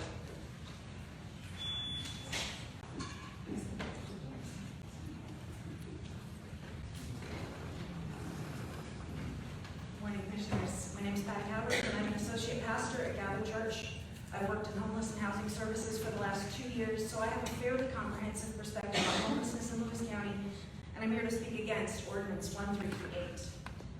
The number one cause of homelessness is lack of affordable and appropriate housing. We need low barrier transitional housing, permanent supportive housing, clean and sober housing, low income housing, and subsidized housing. Without places to put every type of homeless person, it makes no sense to force them to leave where they are. There's much misleading and incorrect talk about $22 million. These funds were requested from Commerce for particular purposes. The truth is that over $15 million was allocated for the purpose of keeping people in their housing during and after the pandemic. Over $3 million is allocated to housing programs which help people gain and maintain housing, and over $1 million keeps our shelters open. This money has been put to good use doing necessary and important work, but it can only do so much. Funding allocated for rental assistance or housing programs cannot be used to build housing. It's important to note that no Commerce money has been requested by the county for additional housing. Not a penny has gone toward the number one cause of homelessness. You cannot punish people for being homeless when you have done nothing to give them places to live. A night-by-night shelter is not housing. This ordinance is not about solving homelessness, it's about making the homeless disappear, which isn't going to work. In sweeping encampments and citing people for staying outside, you're forcing people to find other places to be. Your solution of a night-by-night shelter is unrealistic, as some will refuse to stay there and some are not allowed. You'll be forcing people who currently live in encampments with places to be during the day to roam the streets of the county with all their worldly possessions in hand. There's no one-size-fits-all solution because the problem is complex. But anyone who proposes a solution that simply makes people disappear is not proposing a solution to homelessness. Robin Pedro-Zesty.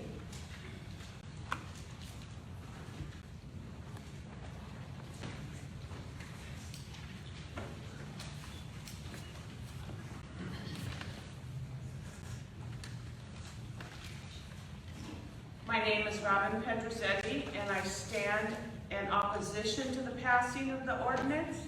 It will not only perpetuate the stigma and myths associated with homelessness, but it will inflict further harm on the marginalized members of our community.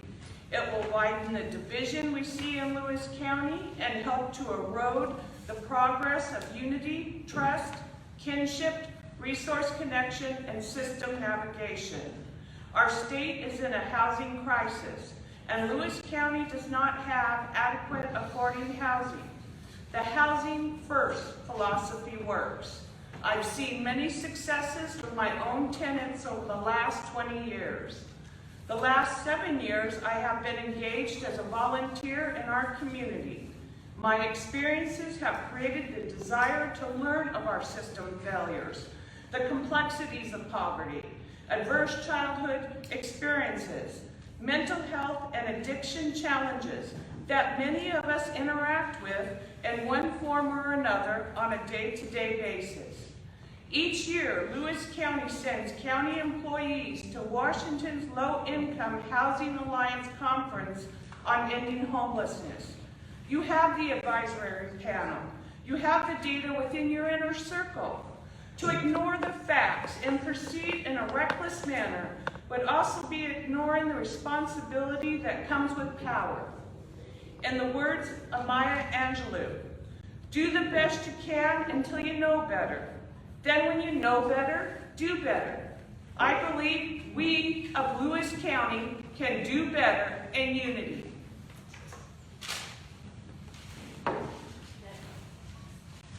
Brian Merriman. He passes. Thank you. Tom Miller. Pass. Teresa Stanfield. Greg Rohr.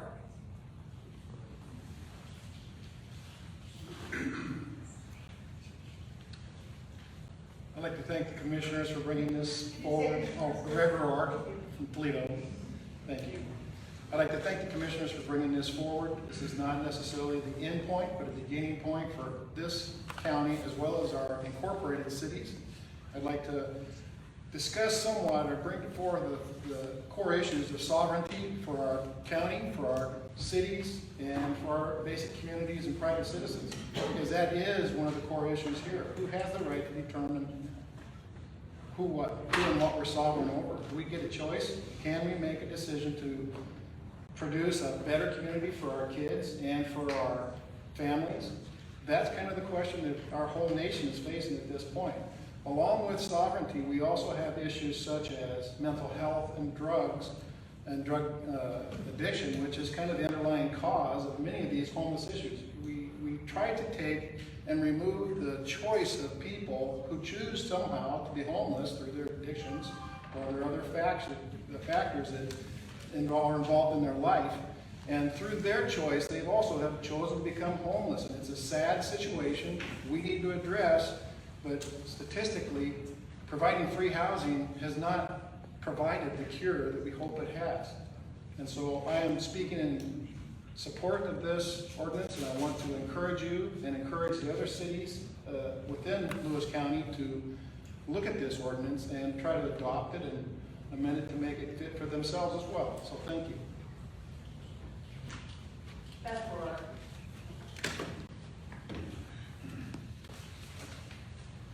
I am Beth Rohr, and I support the encampment policy as written, and everyone should be encouraged that Lewis County is not going to grow the homeless industrial complex, and that we are partnering with federal and state entities to protect our vulnerable citizens, including children who are recreating outdoors, and we are protecting them from well-known public health and at-risk populations. Excuse me, I said that wrong. From well-known public health and safety concerns while helping our at-risk populations receive dire needed services through due process and multiple supports. So I applaud our commissioners for serving all of us well. Joe Butler.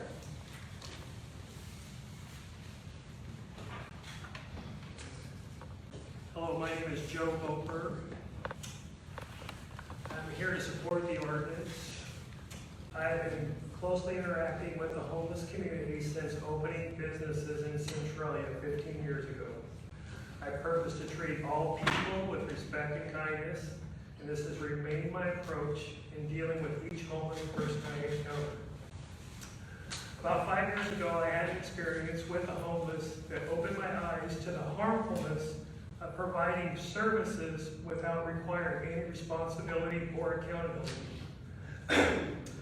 My father and mother-in-law lived in Centralia in the same house for nearly 50 years.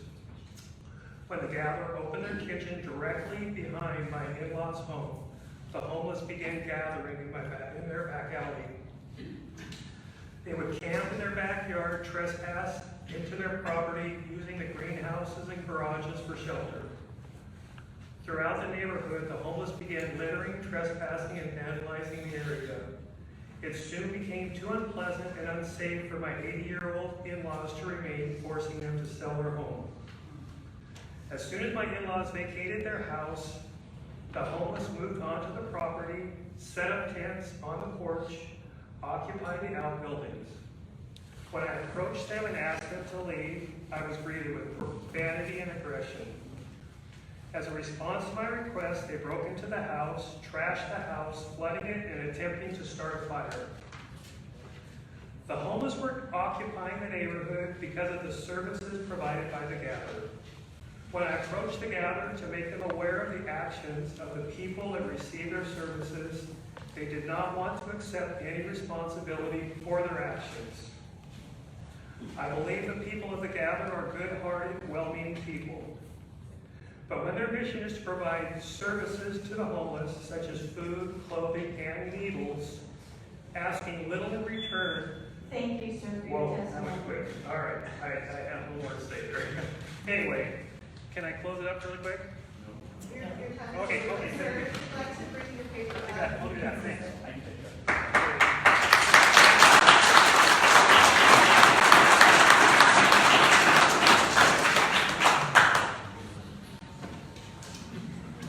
Joe Stout.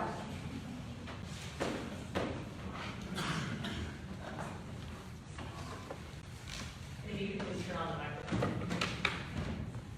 Hello, Commissioners. My name is Joe Stout, and I live in Centralia. I'm the husband of one wife, father of 9 children. I am a second-generation Southwest Washingtonian, was born in Lewis County, and I don't plan on going anywhere. My hope and prayer is that my own children would see the value in this county and put down their own roots in this place as my own people did nearly 50 years ago. The bottom line is this: we live here, and therefore we, the people, must be allowed to decide if we want drug encampments as part and parcel of our lives. We don't. We want them gone. Let's not kid ourselves. No one here in this room has a locally unique solution to solve the rampant mental health problems and drug addictions that have been thrust upon our nations. This is not the issue. The issue is whether we have the will to face the reality that we will always get more of what we subsidize. If we subsidize crime, squalor, and disease, we will get more crime, squalor, and disease. This is clear to anyone who has eyes to see. Subsidizing this lifestyle is moral cruelty. It's not compassionate to allow the disease and crime of these drug encampments to prey upon the vulnerable day in and day out. The proposed no encampment policy is a good first step in making our county the kind of place our people can be proud of and our children can inherit. Thank you.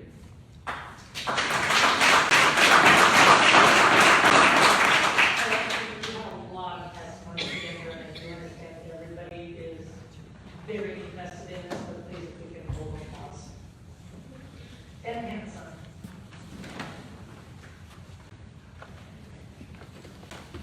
Ben Hanson? Sorry. Can you give the follow-up? All right, Ben Hanson, I'm a resident in Centralia, and just coming as a concerned citizen, I've got 7 kids and 1 on the way, and a wife who feels uncomfortable going to places like the library. She used to walk from Seminary Hill all the way to Centralia, or to Fielder's Coffee Shop, without feeling scared or worried about coming across the people who might, whatever. But so I just come in support of this ordinance as a first step. I feel like the trajectory that we're on right now is not a good trajectory, and something needs to change, and I think it's a good first step. Thank you.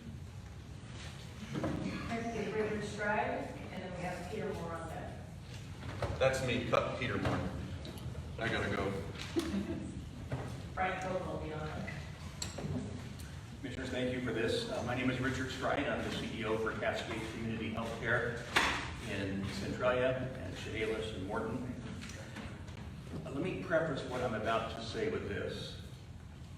I've never heard anyone, no one, say, I am glad that I am homeless. I've never heard anyone say, I'm glad that I'm addicted to drugs. They don't say that.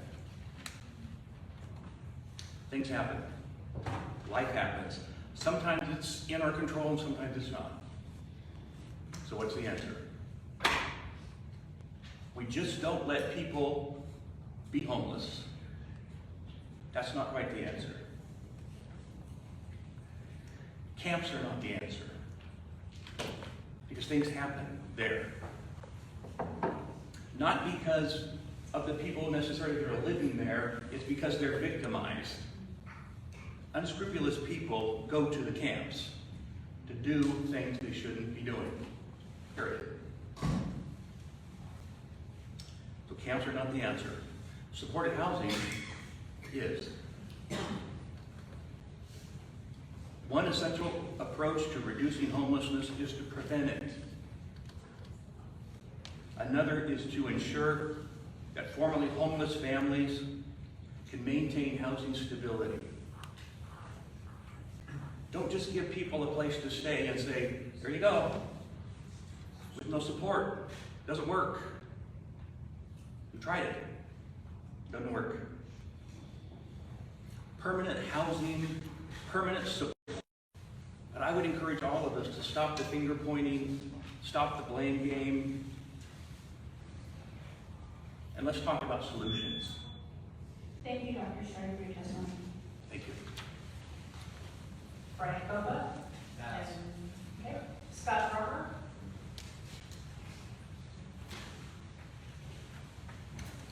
And next up would be Steve Kidd.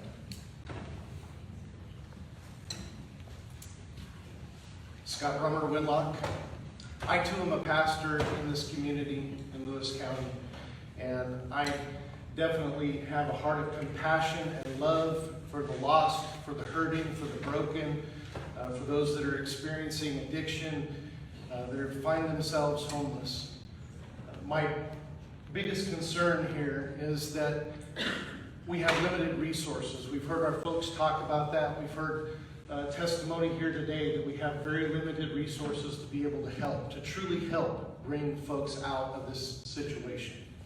And so my concern is that if we allow these encampments to continue, they will grow. And more people will come in from out of the area to live in these places. And that is going to put an enormous amount of pressure on those limited resources.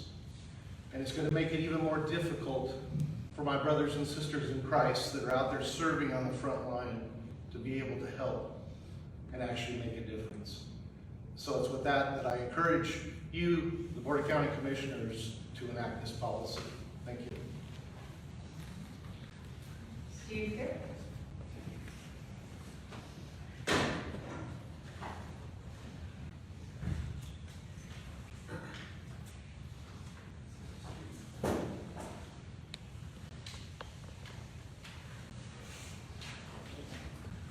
Patricia.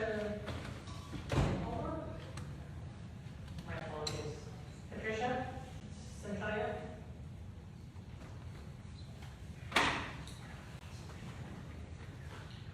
Watts. Sure. And then next up will be Maureen Crabtree. My name is Todd Watson. My name is Todd Watson. I'm a graduate of Chehalis Bearcat. 6 years as fire commissioner, 7 years member of planning commission in the city of Centralia, as well as a retired painting contractor, 28 years in our Twin Cities. I'm a proud father and grad dad at the same time. I respect my community. In fact, I love my community. I stand here reaching out this time to the commission regarding the Rose County ordinances, and I highly support it. Please pass. It's a great way to start what's going on. That's just a starting point. Over the past 36 months, I watched my community regress into habitual poverty-stricken demise. The increase in crime rates, as well as the open uses of drugs on our streets, is unacceptable. After speaking with some of those involved in our community, we're all amidst, we do not want this to continue. Should have my readers on. Between the disrespect, the liabilities, the negative impact, the loss of business, not to mention the deep impact it's had on our community, I would like to see that both city councils in the Twin Cities are on the same page as our county. That way it can be comprehensive in the approach. If just the county does it, we're not going to get anywhere. We need the cities involved in this too. So I encourage both city councils. It's been brought to my attention that there are over 50 beds available at the Salvation Army. However, I'm concerned about having a homeless house a few blocks from the businesses downtown, including my own, as well as several feeding stations located within 3 blocks. And that's going to draw the homeless there even more. I dealt downtown homelessness forever. It's been terrible to watch. Okay, here's a good one. While we're at it, let's discuss the elephant in the room, the gathering. With all the pandemic funding this organization has received, although it started with good intentions, it's now turned into a huge crutch for those with severe drug and mental issues. Rather than receiving the necessary help to assist with a hand up, they are crippling those in need by giving handouts.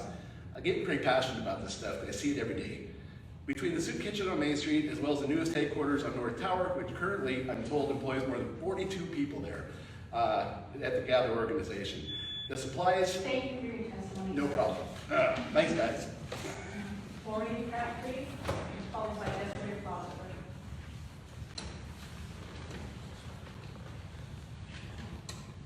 Hi, I'm Maureen Crabtree. I support this proposal as proposed.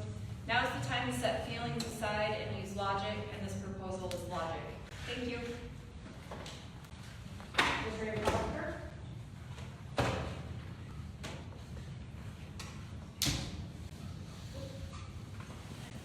Maureen.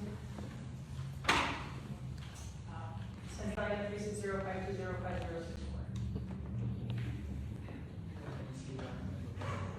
Hey, I'm a full doctor and attorney, so I'm trying my best here. Joanne Matrace.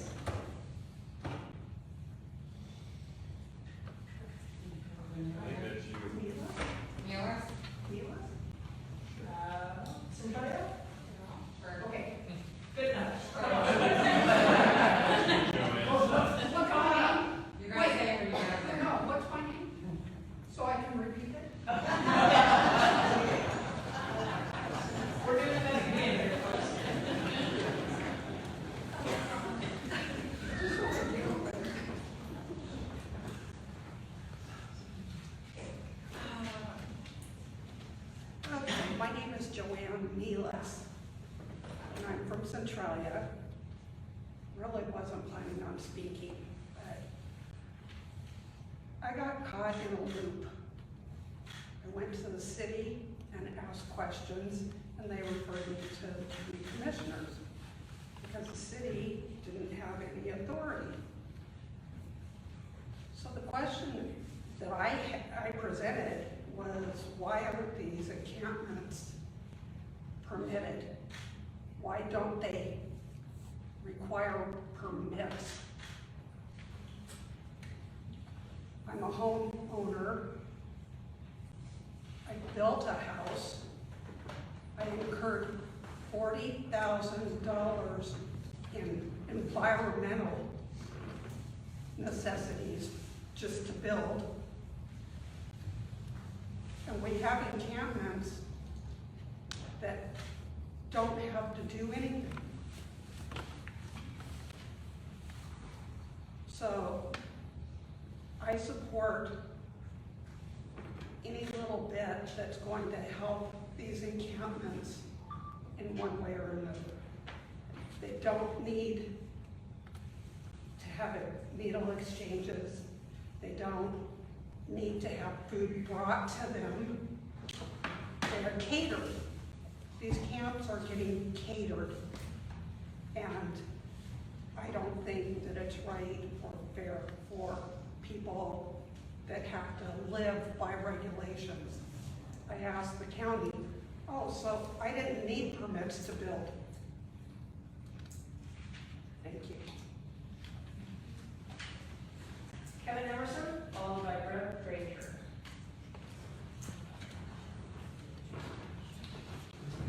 Okay, let's step out. Beth Granger. She's coming.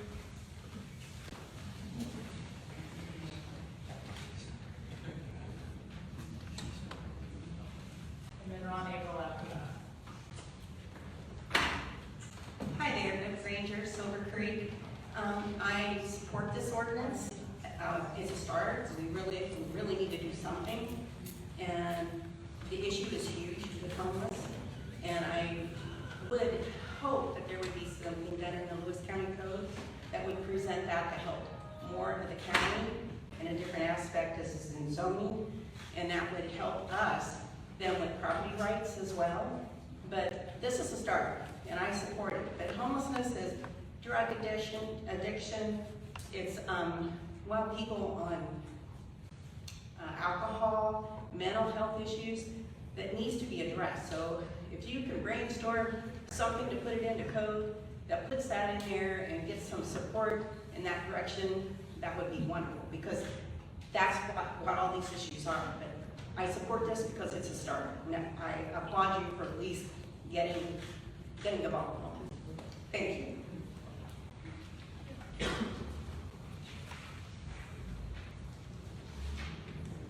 I'm Ron Averill, Greater Centralia area. I mean, by that I don't live in the city, I live outside the city limits. This is a huge problem. It not only impacts Lewis County. If you read the Olympian, you know how much it impacts Thurston County. It is disastrous to go up there on Ensign Road, along the freeway where these encampments are. The county is trying to clean them out. We had the same problem right next to the police training facility and the park and ride with the folks that brought in their RVs and trashed it for 6 months before we finally solved the problem. I appreciate that whatever we do is going to cause problems elsewhere. The county is not a housing authority. We can't build housing. And it would be at a cost. We do need to look at the problem. Fortunately for us in the county, we're talking about a smaller problem than we have in the cities. What we do is not going to solve the city's problem. But we need to start somewhere. both state and federal laws that we have to abide by. They are accounted for in this regulation. And I support the regulation, what's on the ordinance. Please pass it. And now we will move to the overflow room. Virginia Schnabel.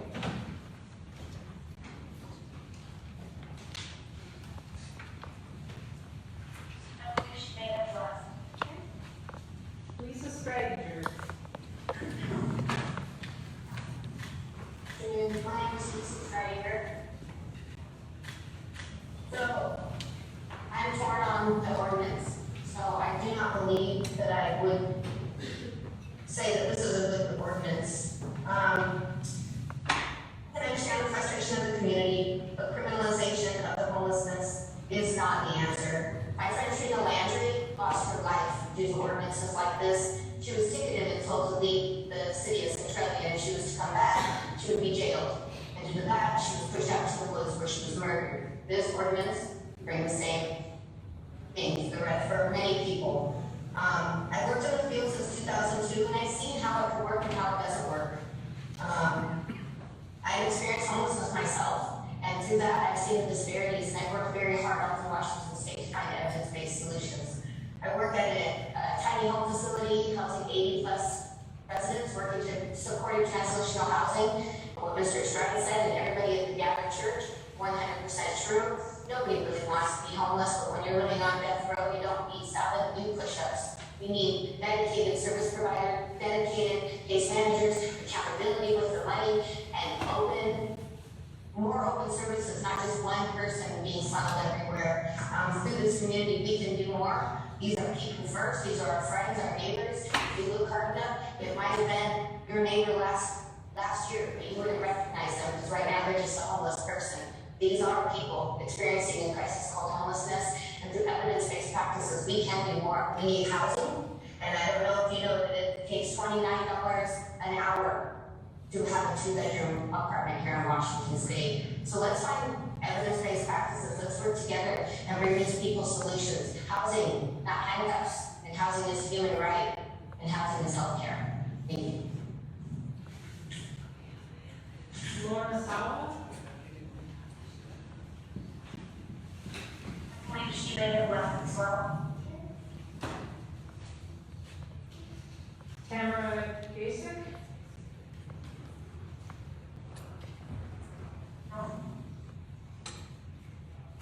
Brittany Boyd. She was answered previously. Next, do we have anybody online? So we have iPhone 3.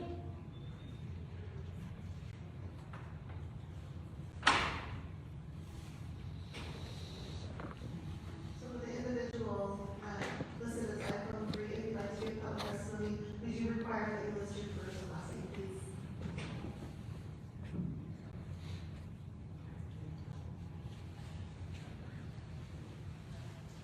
We are not unmuting at this point in time. We'll go ahead and proceed to John Brown. Hi, I'm John Brown, resident of Lewis County, and I'm here today to voice opposition to Ordinance 1338. Not only does it likely violate the 2018 Ninth Circuit ruling, it also violates the bounds of human decency. It's absolutely appalling that county leaders are pushing to sweep the homes of Lewis County's most vulnerable residents just as potentially deadly weather conditions arrive. While the proponents of this ordinance want to portray Lewis County's unhoused population as transients and drug addicts, the truth is that they are neighbors and family members, not some foreign other to be demonized and criminalized. By passing this ordinance, you will be putting the police into direct conflict with people suffering from mental health crises, which often has deadly and tragic consequences for those targeted. The solution to homelessness is criminalization. The county should be spending its time and resources helping to develop and fund affordable housing instead of passing this unconstitutional ordinance. It should be finding ways to support and work with Gathered Church and other local groups who directly serve those experiencing homelessness. To the extent that there are concerns about sanitation at camps, the county should be helping to provide dumpsters and portable toilets. You should be ashamed of yourselves for pushing this anti-homeless agenda instead of finding real ways to help your fellow neighbors suffering from poverty or these other challenges. If any of you were to bother asking those experiencing homelessness what kind of assistance they want or need, you might learn that sweet in jail with no one's list. This ordinance, if passed, will do nothing to solve the issue of homelessness. It will only seek to further victimize and traumatize the unhoused. When someone dies as a result of this ordinance, the blood will be on your hands. That's all I have to say. All right.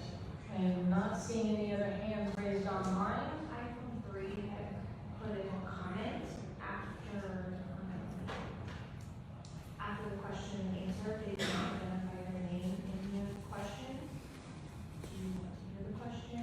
We need to have their name identified. In the meantime, Sheriff Smelser. Good afternoon, Commissioners and everybody in the audience. I've had the time to research this ordinance over the last several weeks, and I've also toured Blakely's Junction and other areas where there is encampments. And I can tell you, going through there, that it was specifically related to Blakely's Junction, although this is ordinances for county. I can tell you that Blakely's Junction has decreased in livability throughout the years. I've been there a number of times, and I continue to see squalor, I see needles, I see a number of feces, whatever it is there. This ordinance is a tool. It is not the end all to be all. But at the end of the day, we need to take steps forward as county, as law enforcement.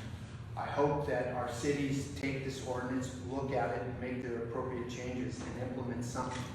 By doing nothing, we've only stalled what's going to happen. Homelessness is a crisis. Homelessness, mental health, drug abuse, there is crisis. But if we don't start addressing the issues now, it will only get bigger. Every week, our deputies go to Blakely's Junction for a drug overdose, for an assault, for a rape, or for whatever crime there is. These are not what we want to have.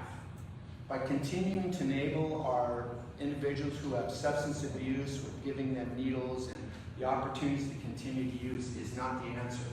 I'm very aware of the mental health resources, the counseling, the substance use resources. They're out there. It is incumbent upon all of us to work together to come to common solutions. But doing nothing is not the answer. Because if we do nothing, more will come.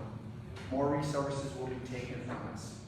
And I would also recommend that once this ordinance is passed, that our first objective would be to work with state and private property owners to address the Blakely's Junction.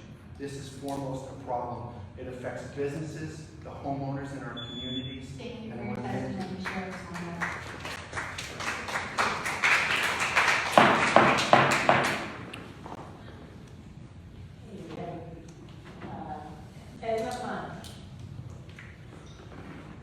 My name is Edna Fund, from Centralia, former county commissioner, as well as a retired community counselor for people with disabilities going to work. I see what the ordinance is wanting to make a first step. There's a lot of steps that need to happen, and I think cooperation is one of those. And when I hear about all our vendors that are working hard together to make movement, I see drug court, and I haven't heard anybody mention that today. Drug court is a great way to help people and become sobriety, have sobriety. When I think about the data we need, I think we need more than, oh, there's 15 or 16 people in the county. Where are those people? And when you think about it, it's a drop in the bucket compared to what the cities have. So we talk about Blakely's Junction, and I've been there, it's a tough place to be. Would we hire any of those people in their current situation? No. They need services of some type to get back on the road so that any of us would want to hire them. And we need to have housing. I think people have said this over and over. We need to be collecting data and sharing the data.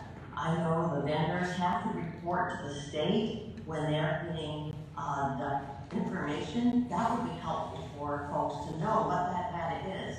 And the other piece when you look at Thurston County, Pierce County, they have way more services than we have in Lewis County. If you've ever looked at what they provide, it's really something. And Lewis County would not be my first choice if I had a menu of services available. Anyway, I think we need to be looking at collaboration. We need to be looking at data. We need to be thinking what makes it successful for people to get out of homelessness. And just one side note, talking with some of the people downtown Centralia, Thank you, homeless Ms. Bunn. people do get crimes. Thank you for your testimony, Ms. Bunn. Well, thank you. Thank you. All right, do we have any other public comments? Public testimony?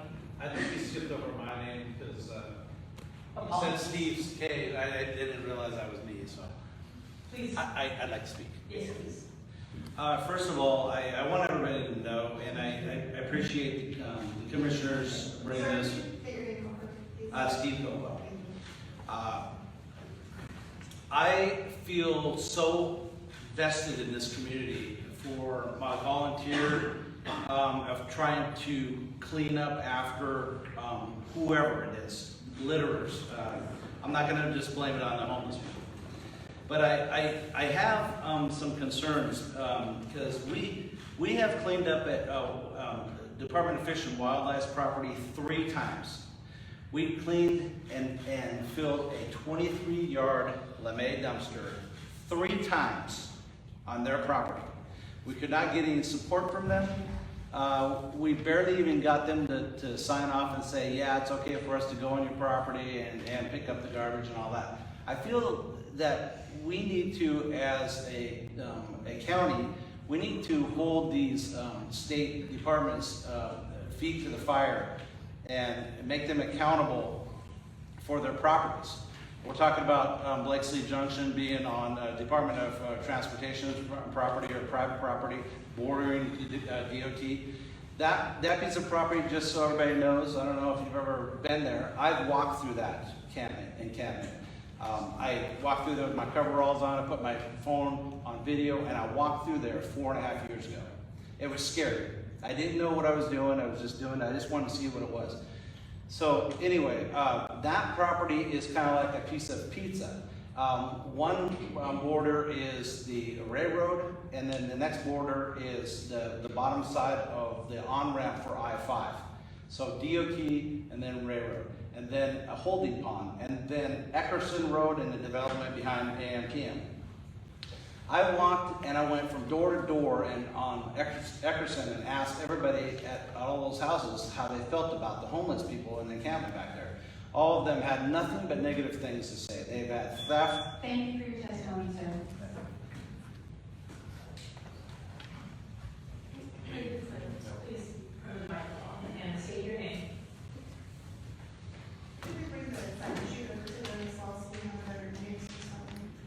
So I wasn't planning on speaking today. Oh, Sarah Vasquez. Okay. Oh, speak?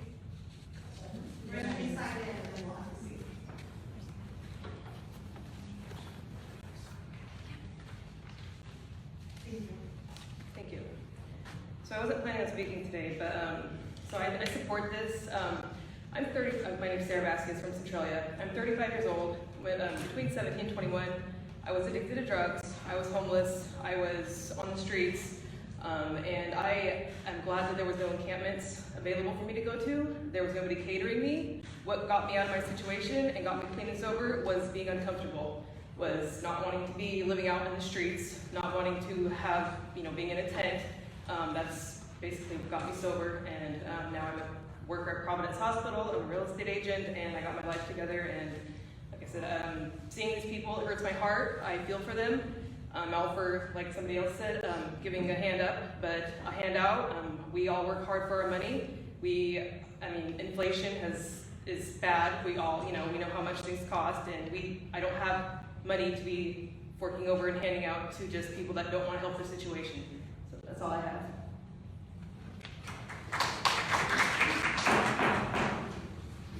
There's another gentleman.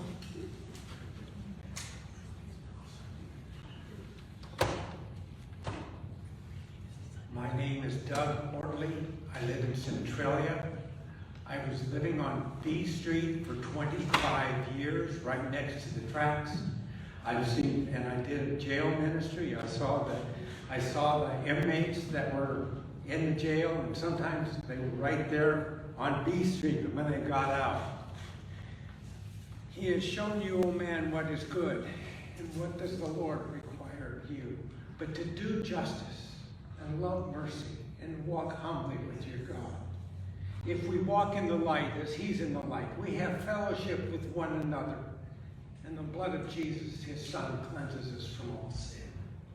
Without getting rid of the guilt and shame that each one of us have, we're one step away from being homeless. We have to be objective, we have to be compassionate. But what is required of the homeless? The homeless are not residents, they're transients. The homeless get $400 a month. They get food stamps, travel vouchers, free cell phones, and charging. Free medical care and dental care is future. Free meals and housing, free needle exchange. But what do we as taxpayers get in return? The Gather Church provides needle exchanges and condoms every Wednesday afternoon under the bridge, I-5 Blakely Junction, Reynolds Avenue. The homeless camp at the end of Eckerson by the AM/PM on Harrison on I-5. I've been there. Rob Snazza told me, don't go there anymore unless you're wearing a hat. I care for these people, but unless they are born again and redeemed, there's no lasting hope. Seattle is dying, Portland is dead, and we are just providing a conduit in between. Thank you.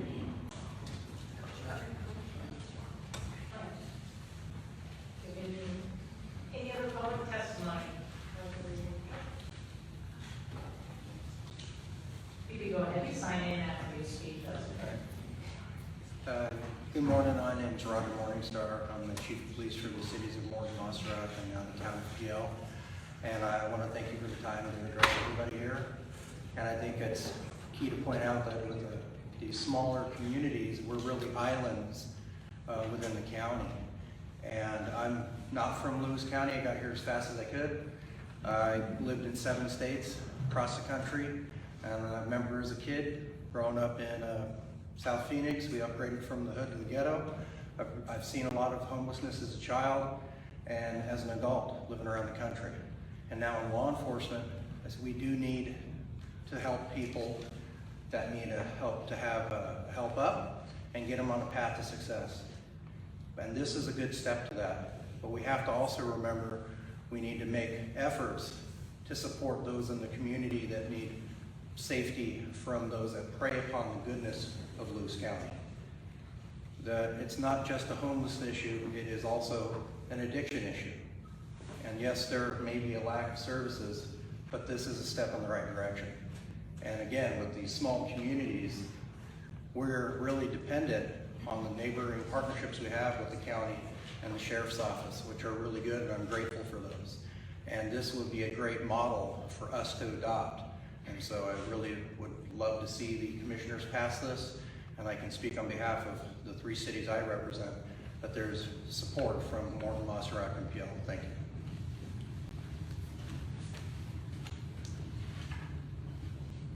Any other public testimony? Do we have any from the overflow room?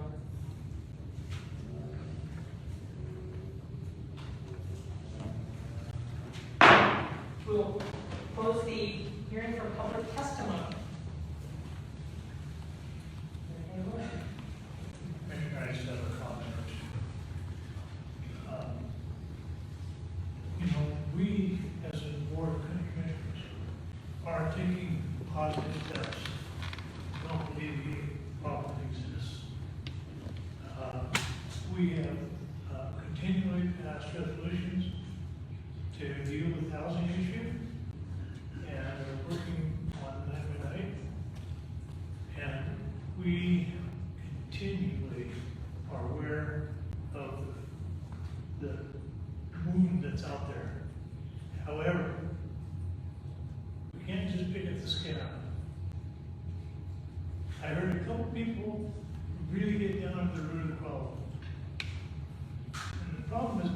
necessarily housing per se.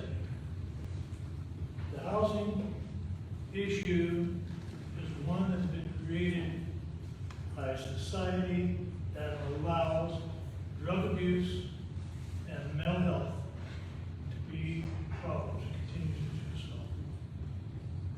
I would love to see a state law that says we're going to spend half of the money that we send to the counties in this state, instead of using it for housing, use it to train mental health professionals, particularly the one like the young lady who testified, who has been there. Give them the training they need to go into the homeless camps and talk to those people, and be a peer-to-peer counselor for those people that have those kinds of issues. That, I believe, is where the problem lies. It's not lying, just in housing. And by the way, housing is very, very expensive. To try to build housing from homelessness is not economically feasible. If it is, then I encourage you to go out and put your shingle up and start building them. Because there's plenty of need, but it's not economically feasible. That's just what I'm saying. To that, I would add, yes, we are working on the housing aspect. There is funding available for the training. At the end of the day, what we have to do is all step up. There's not a single ordinance that is going to solve this problem. And so what we have before us, and it has been evidenced by everybody engaged in this process, is we have a call to action here. Each one of us has the opportunity to address the factors that are contributing to the social breakdown in our community that leads to homelessness. And what I would ask for here is that we each look for opportunities to help engage people with society. Be it supporting children's activities, taking a friend to a food preservation class, offering those tougher entry-level jobs. If you're an employer, you know how tough that can be, but it's worth it. Working with programs such as our juvenile rehabilitation. Those folks are always looking for volunteers, for people to step up and be mentors. For volunteering time with groups like Habitat for Humanity. You want to talk about housing? Those are folks that address it and go forward. So I encourage you that no matter what the decision here is today, there are plenty of ways that we can address this, and a single ordinance isn't going to do it. It's upon all of us.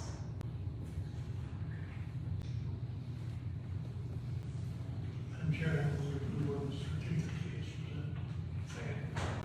It's been moved and seconded to approve ordinance 1338. All in favor? Aye. Aye. Motion carries 3-0.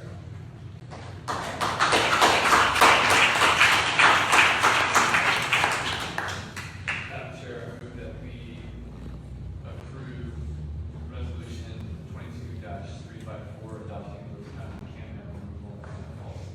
Second. You have a little bit of discussion on this, and noted in here items like should take pictures, emergencies, things like that. There's some areas where I think we should change it to shall, if only for the protection of our own employees.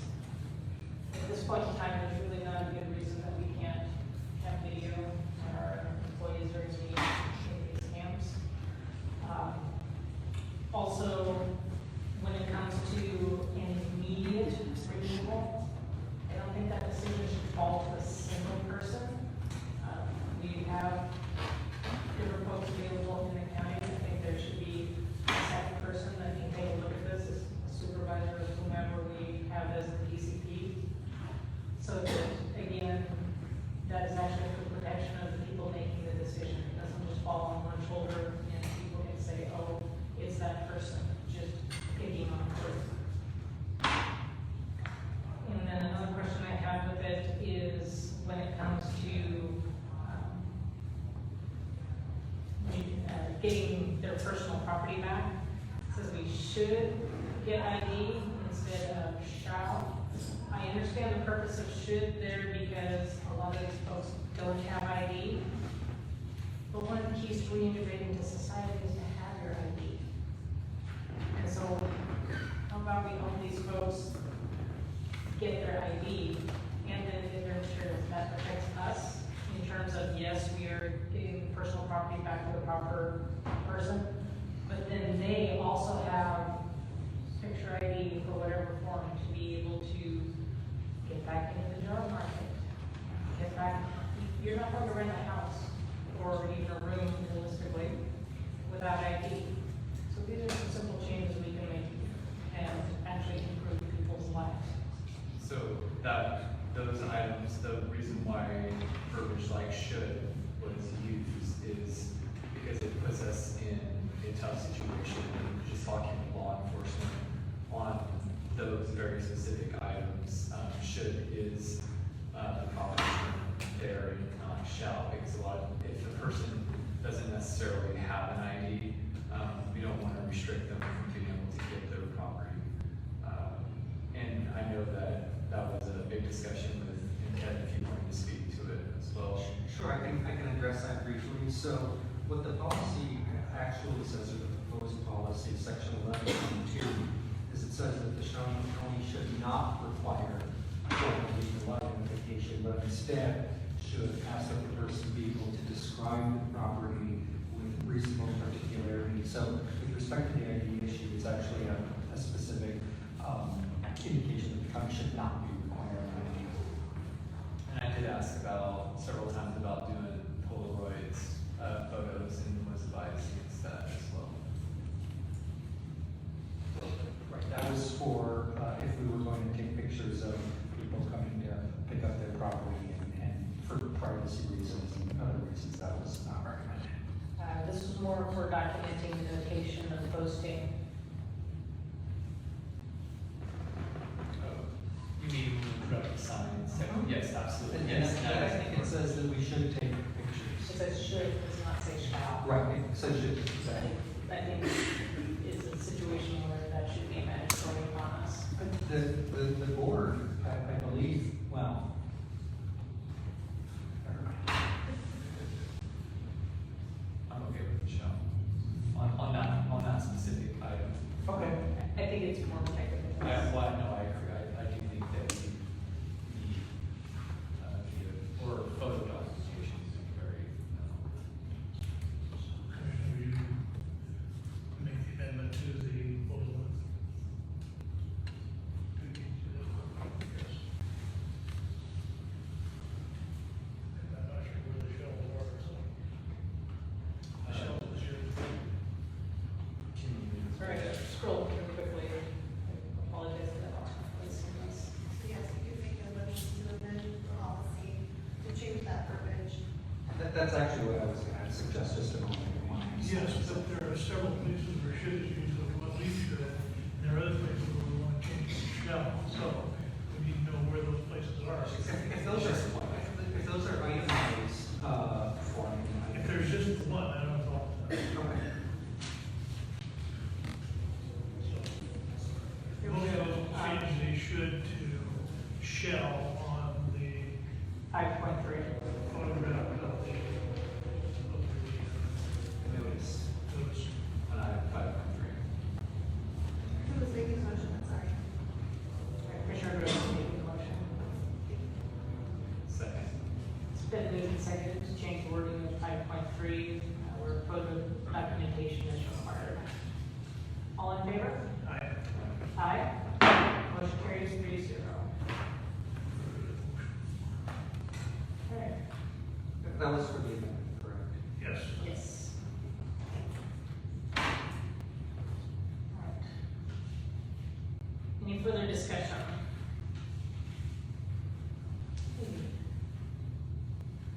It's been moved and seconded to approve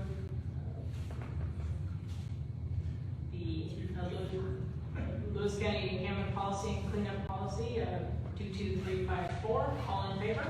Aye. Motion carries 3-0. Point of order, just clarifying that it's as amended. As amended. Thank you. All right.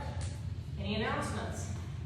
I just want to say to the people who came today, thank you for coming. Thank you for your testimony. I think it's incumbent on each one of us that's here and has been here, and who's still around, to reach out to those people. I heard that loud round of applause. I also think that those who think they lost something here, I hope they gained something. I hope that all of you people who applaud that decision can reach out to those who didn't. And let's get it going. Let's get it going together. Let's cooperate and work things out together and make our county community better, our city better, and the whole world. It doesn't happen. You can't sit there and rely upon these three commissioners to make policy that's going to satisfy everyone. I know when I was first elected, somebody told me, if you don't make at least half the people mad, you're not doing your job. So reach out to those people, reach out to each other, and make it work. Don't get mad about it. Get out there and do some more fun. Make it happen.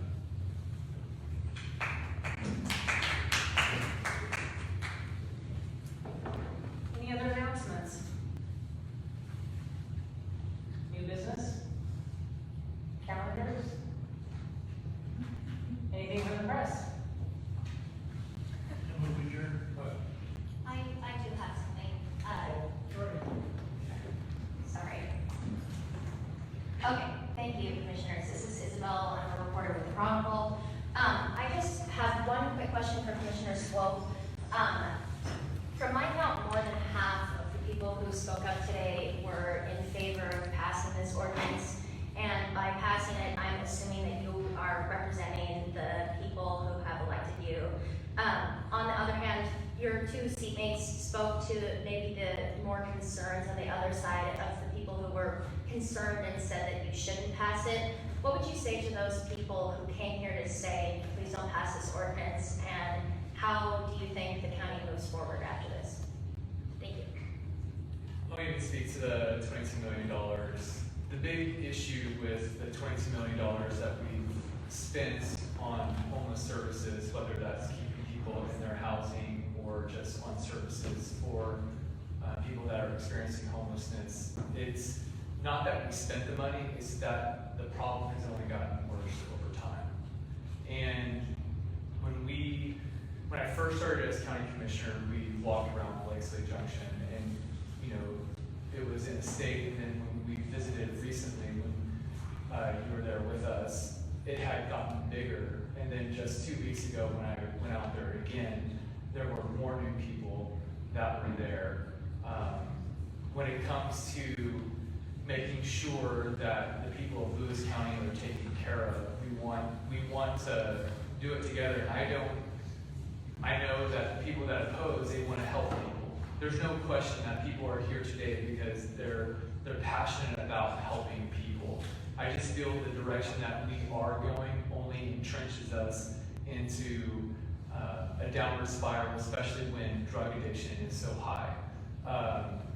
When you take a tour of some of these encampments, you realize really quick that this isn't necessarily a homeless problem that we're seeing. We're seeing a major drug addiction problem, and we have to figure out ways to get people in a place where they detox, begin to make a good decision after another good decision that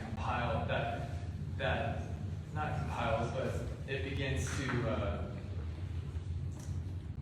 generate more decisions to where they are able to get housing. And I know that we keep talking about housing first. We have to address the drug problem, because if they don't take care of the drug problem when they get inside the house that is provided by whoever, that drug problem is going to persist.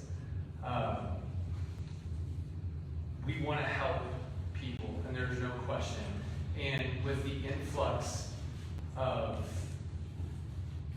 people coming into our area, most likely because different ordinances are being passed in Seattle, Kent, Edmonds, Marysville, Tacoma.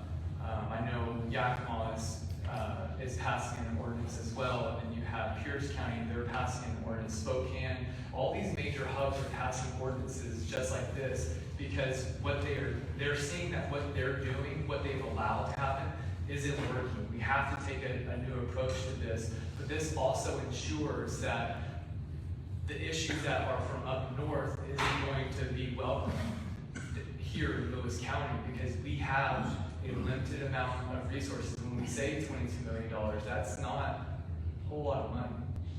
I know in the grand scheme of things, we might think, I mean, obviously I would like to have a chunk of that as well, but those resources get dried up really quick, and we want to make sure. And as far as housing, I know that money was also talked about, or not money, but it was talked about that we're not investing in housing. We are. I believe recently we approved a housing for Centralia for families that are experiencing homelessness with Reliable that is supposed to be built, and we're supporting that endeavor with Centralia.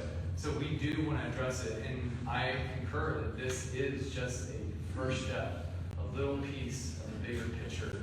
And that's why we have put a night-by-night shelter.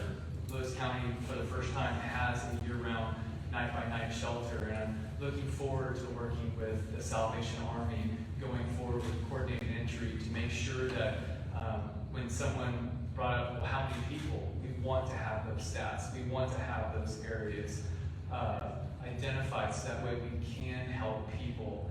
But the quicker we get people to a detox state off of drugs, the better off we are in a community, because we're seeing cocaine in our middle schools. We're seeing the #1 killer in the U.S. right now among 18 to 45 isn't homelessness, it's drugs, fentanyl. It's a very serious problem that we're seeing, and we're seeing, just spending time with Centralia PD and JNet, shocking stat. I think we had a mayor's meeting where Mayor Sasser made a stat, or gave us a stat that most of the drugs are coming from Mexico. I was like, okay.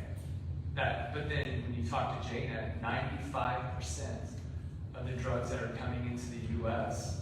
are coming from Mexico. And whenever JNet is able to pull off an RV off the freeway that's got close to $500 to $1 million in the RV on a Monday, and then on the following Friday to pull off another RV coming from the same spot of $500,000 to $1 million of fentanyl, heroin, meth, your drug of choice, serious problem. That's a lot of drugs being pulled off day in and day out, and we have to begin to address this. I commend Gather for what they've been doing and working with the homeless population, but we have to change direction. And we can't, I mean, the definition of insanity is doing the same thing over and over and expecting different results. If we can clean up the encampments and get people to services, we're better off in our community.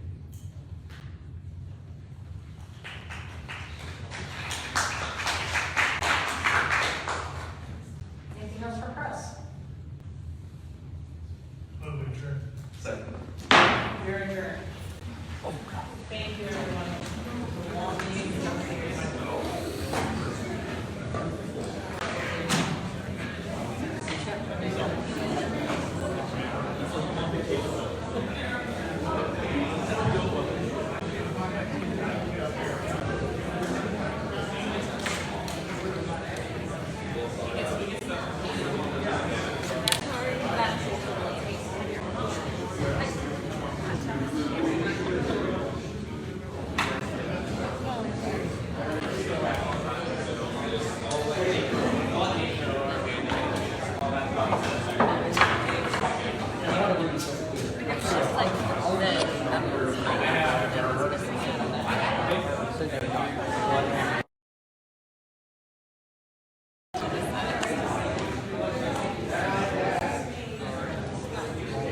Okay, Jared, I gotta say, looking down the barrel of your camera. I'm gonna go to the silver. Then I'm gonna go to Chronicle and go back to the Thanks. Oh my gosh, they think it's like a little boy that's been evacuated. It was not. Nope, I missed her. Yeah, sneak. Oh, she's sneaky. That's what happened last time. Nope, she's probably gone.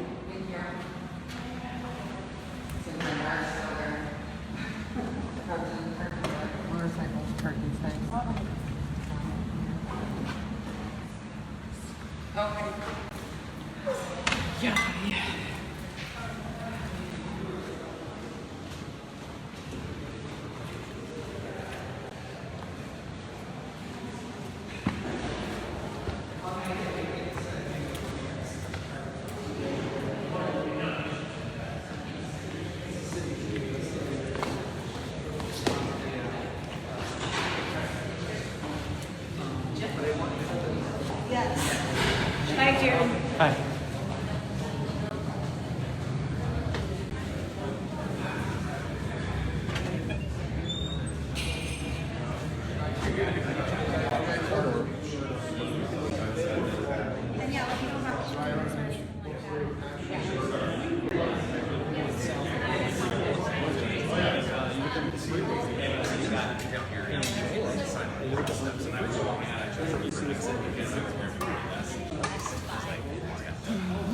Not really. I mean, it felt like it was kind of talked past, you know. I know that there are some housing things going on, like, for example, what was brought up there, permanent supportive housing, only after, you know, resistance, and I don't know exactly who had resistance to that in specific as individuals.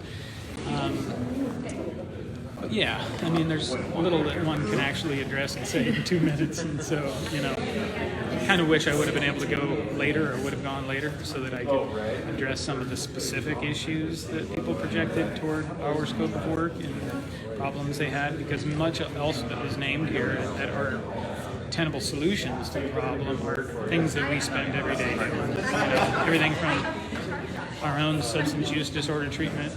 We are a behavioral health agency, to getting people their ID. Like, we do that work every single day, get people into housing every single day.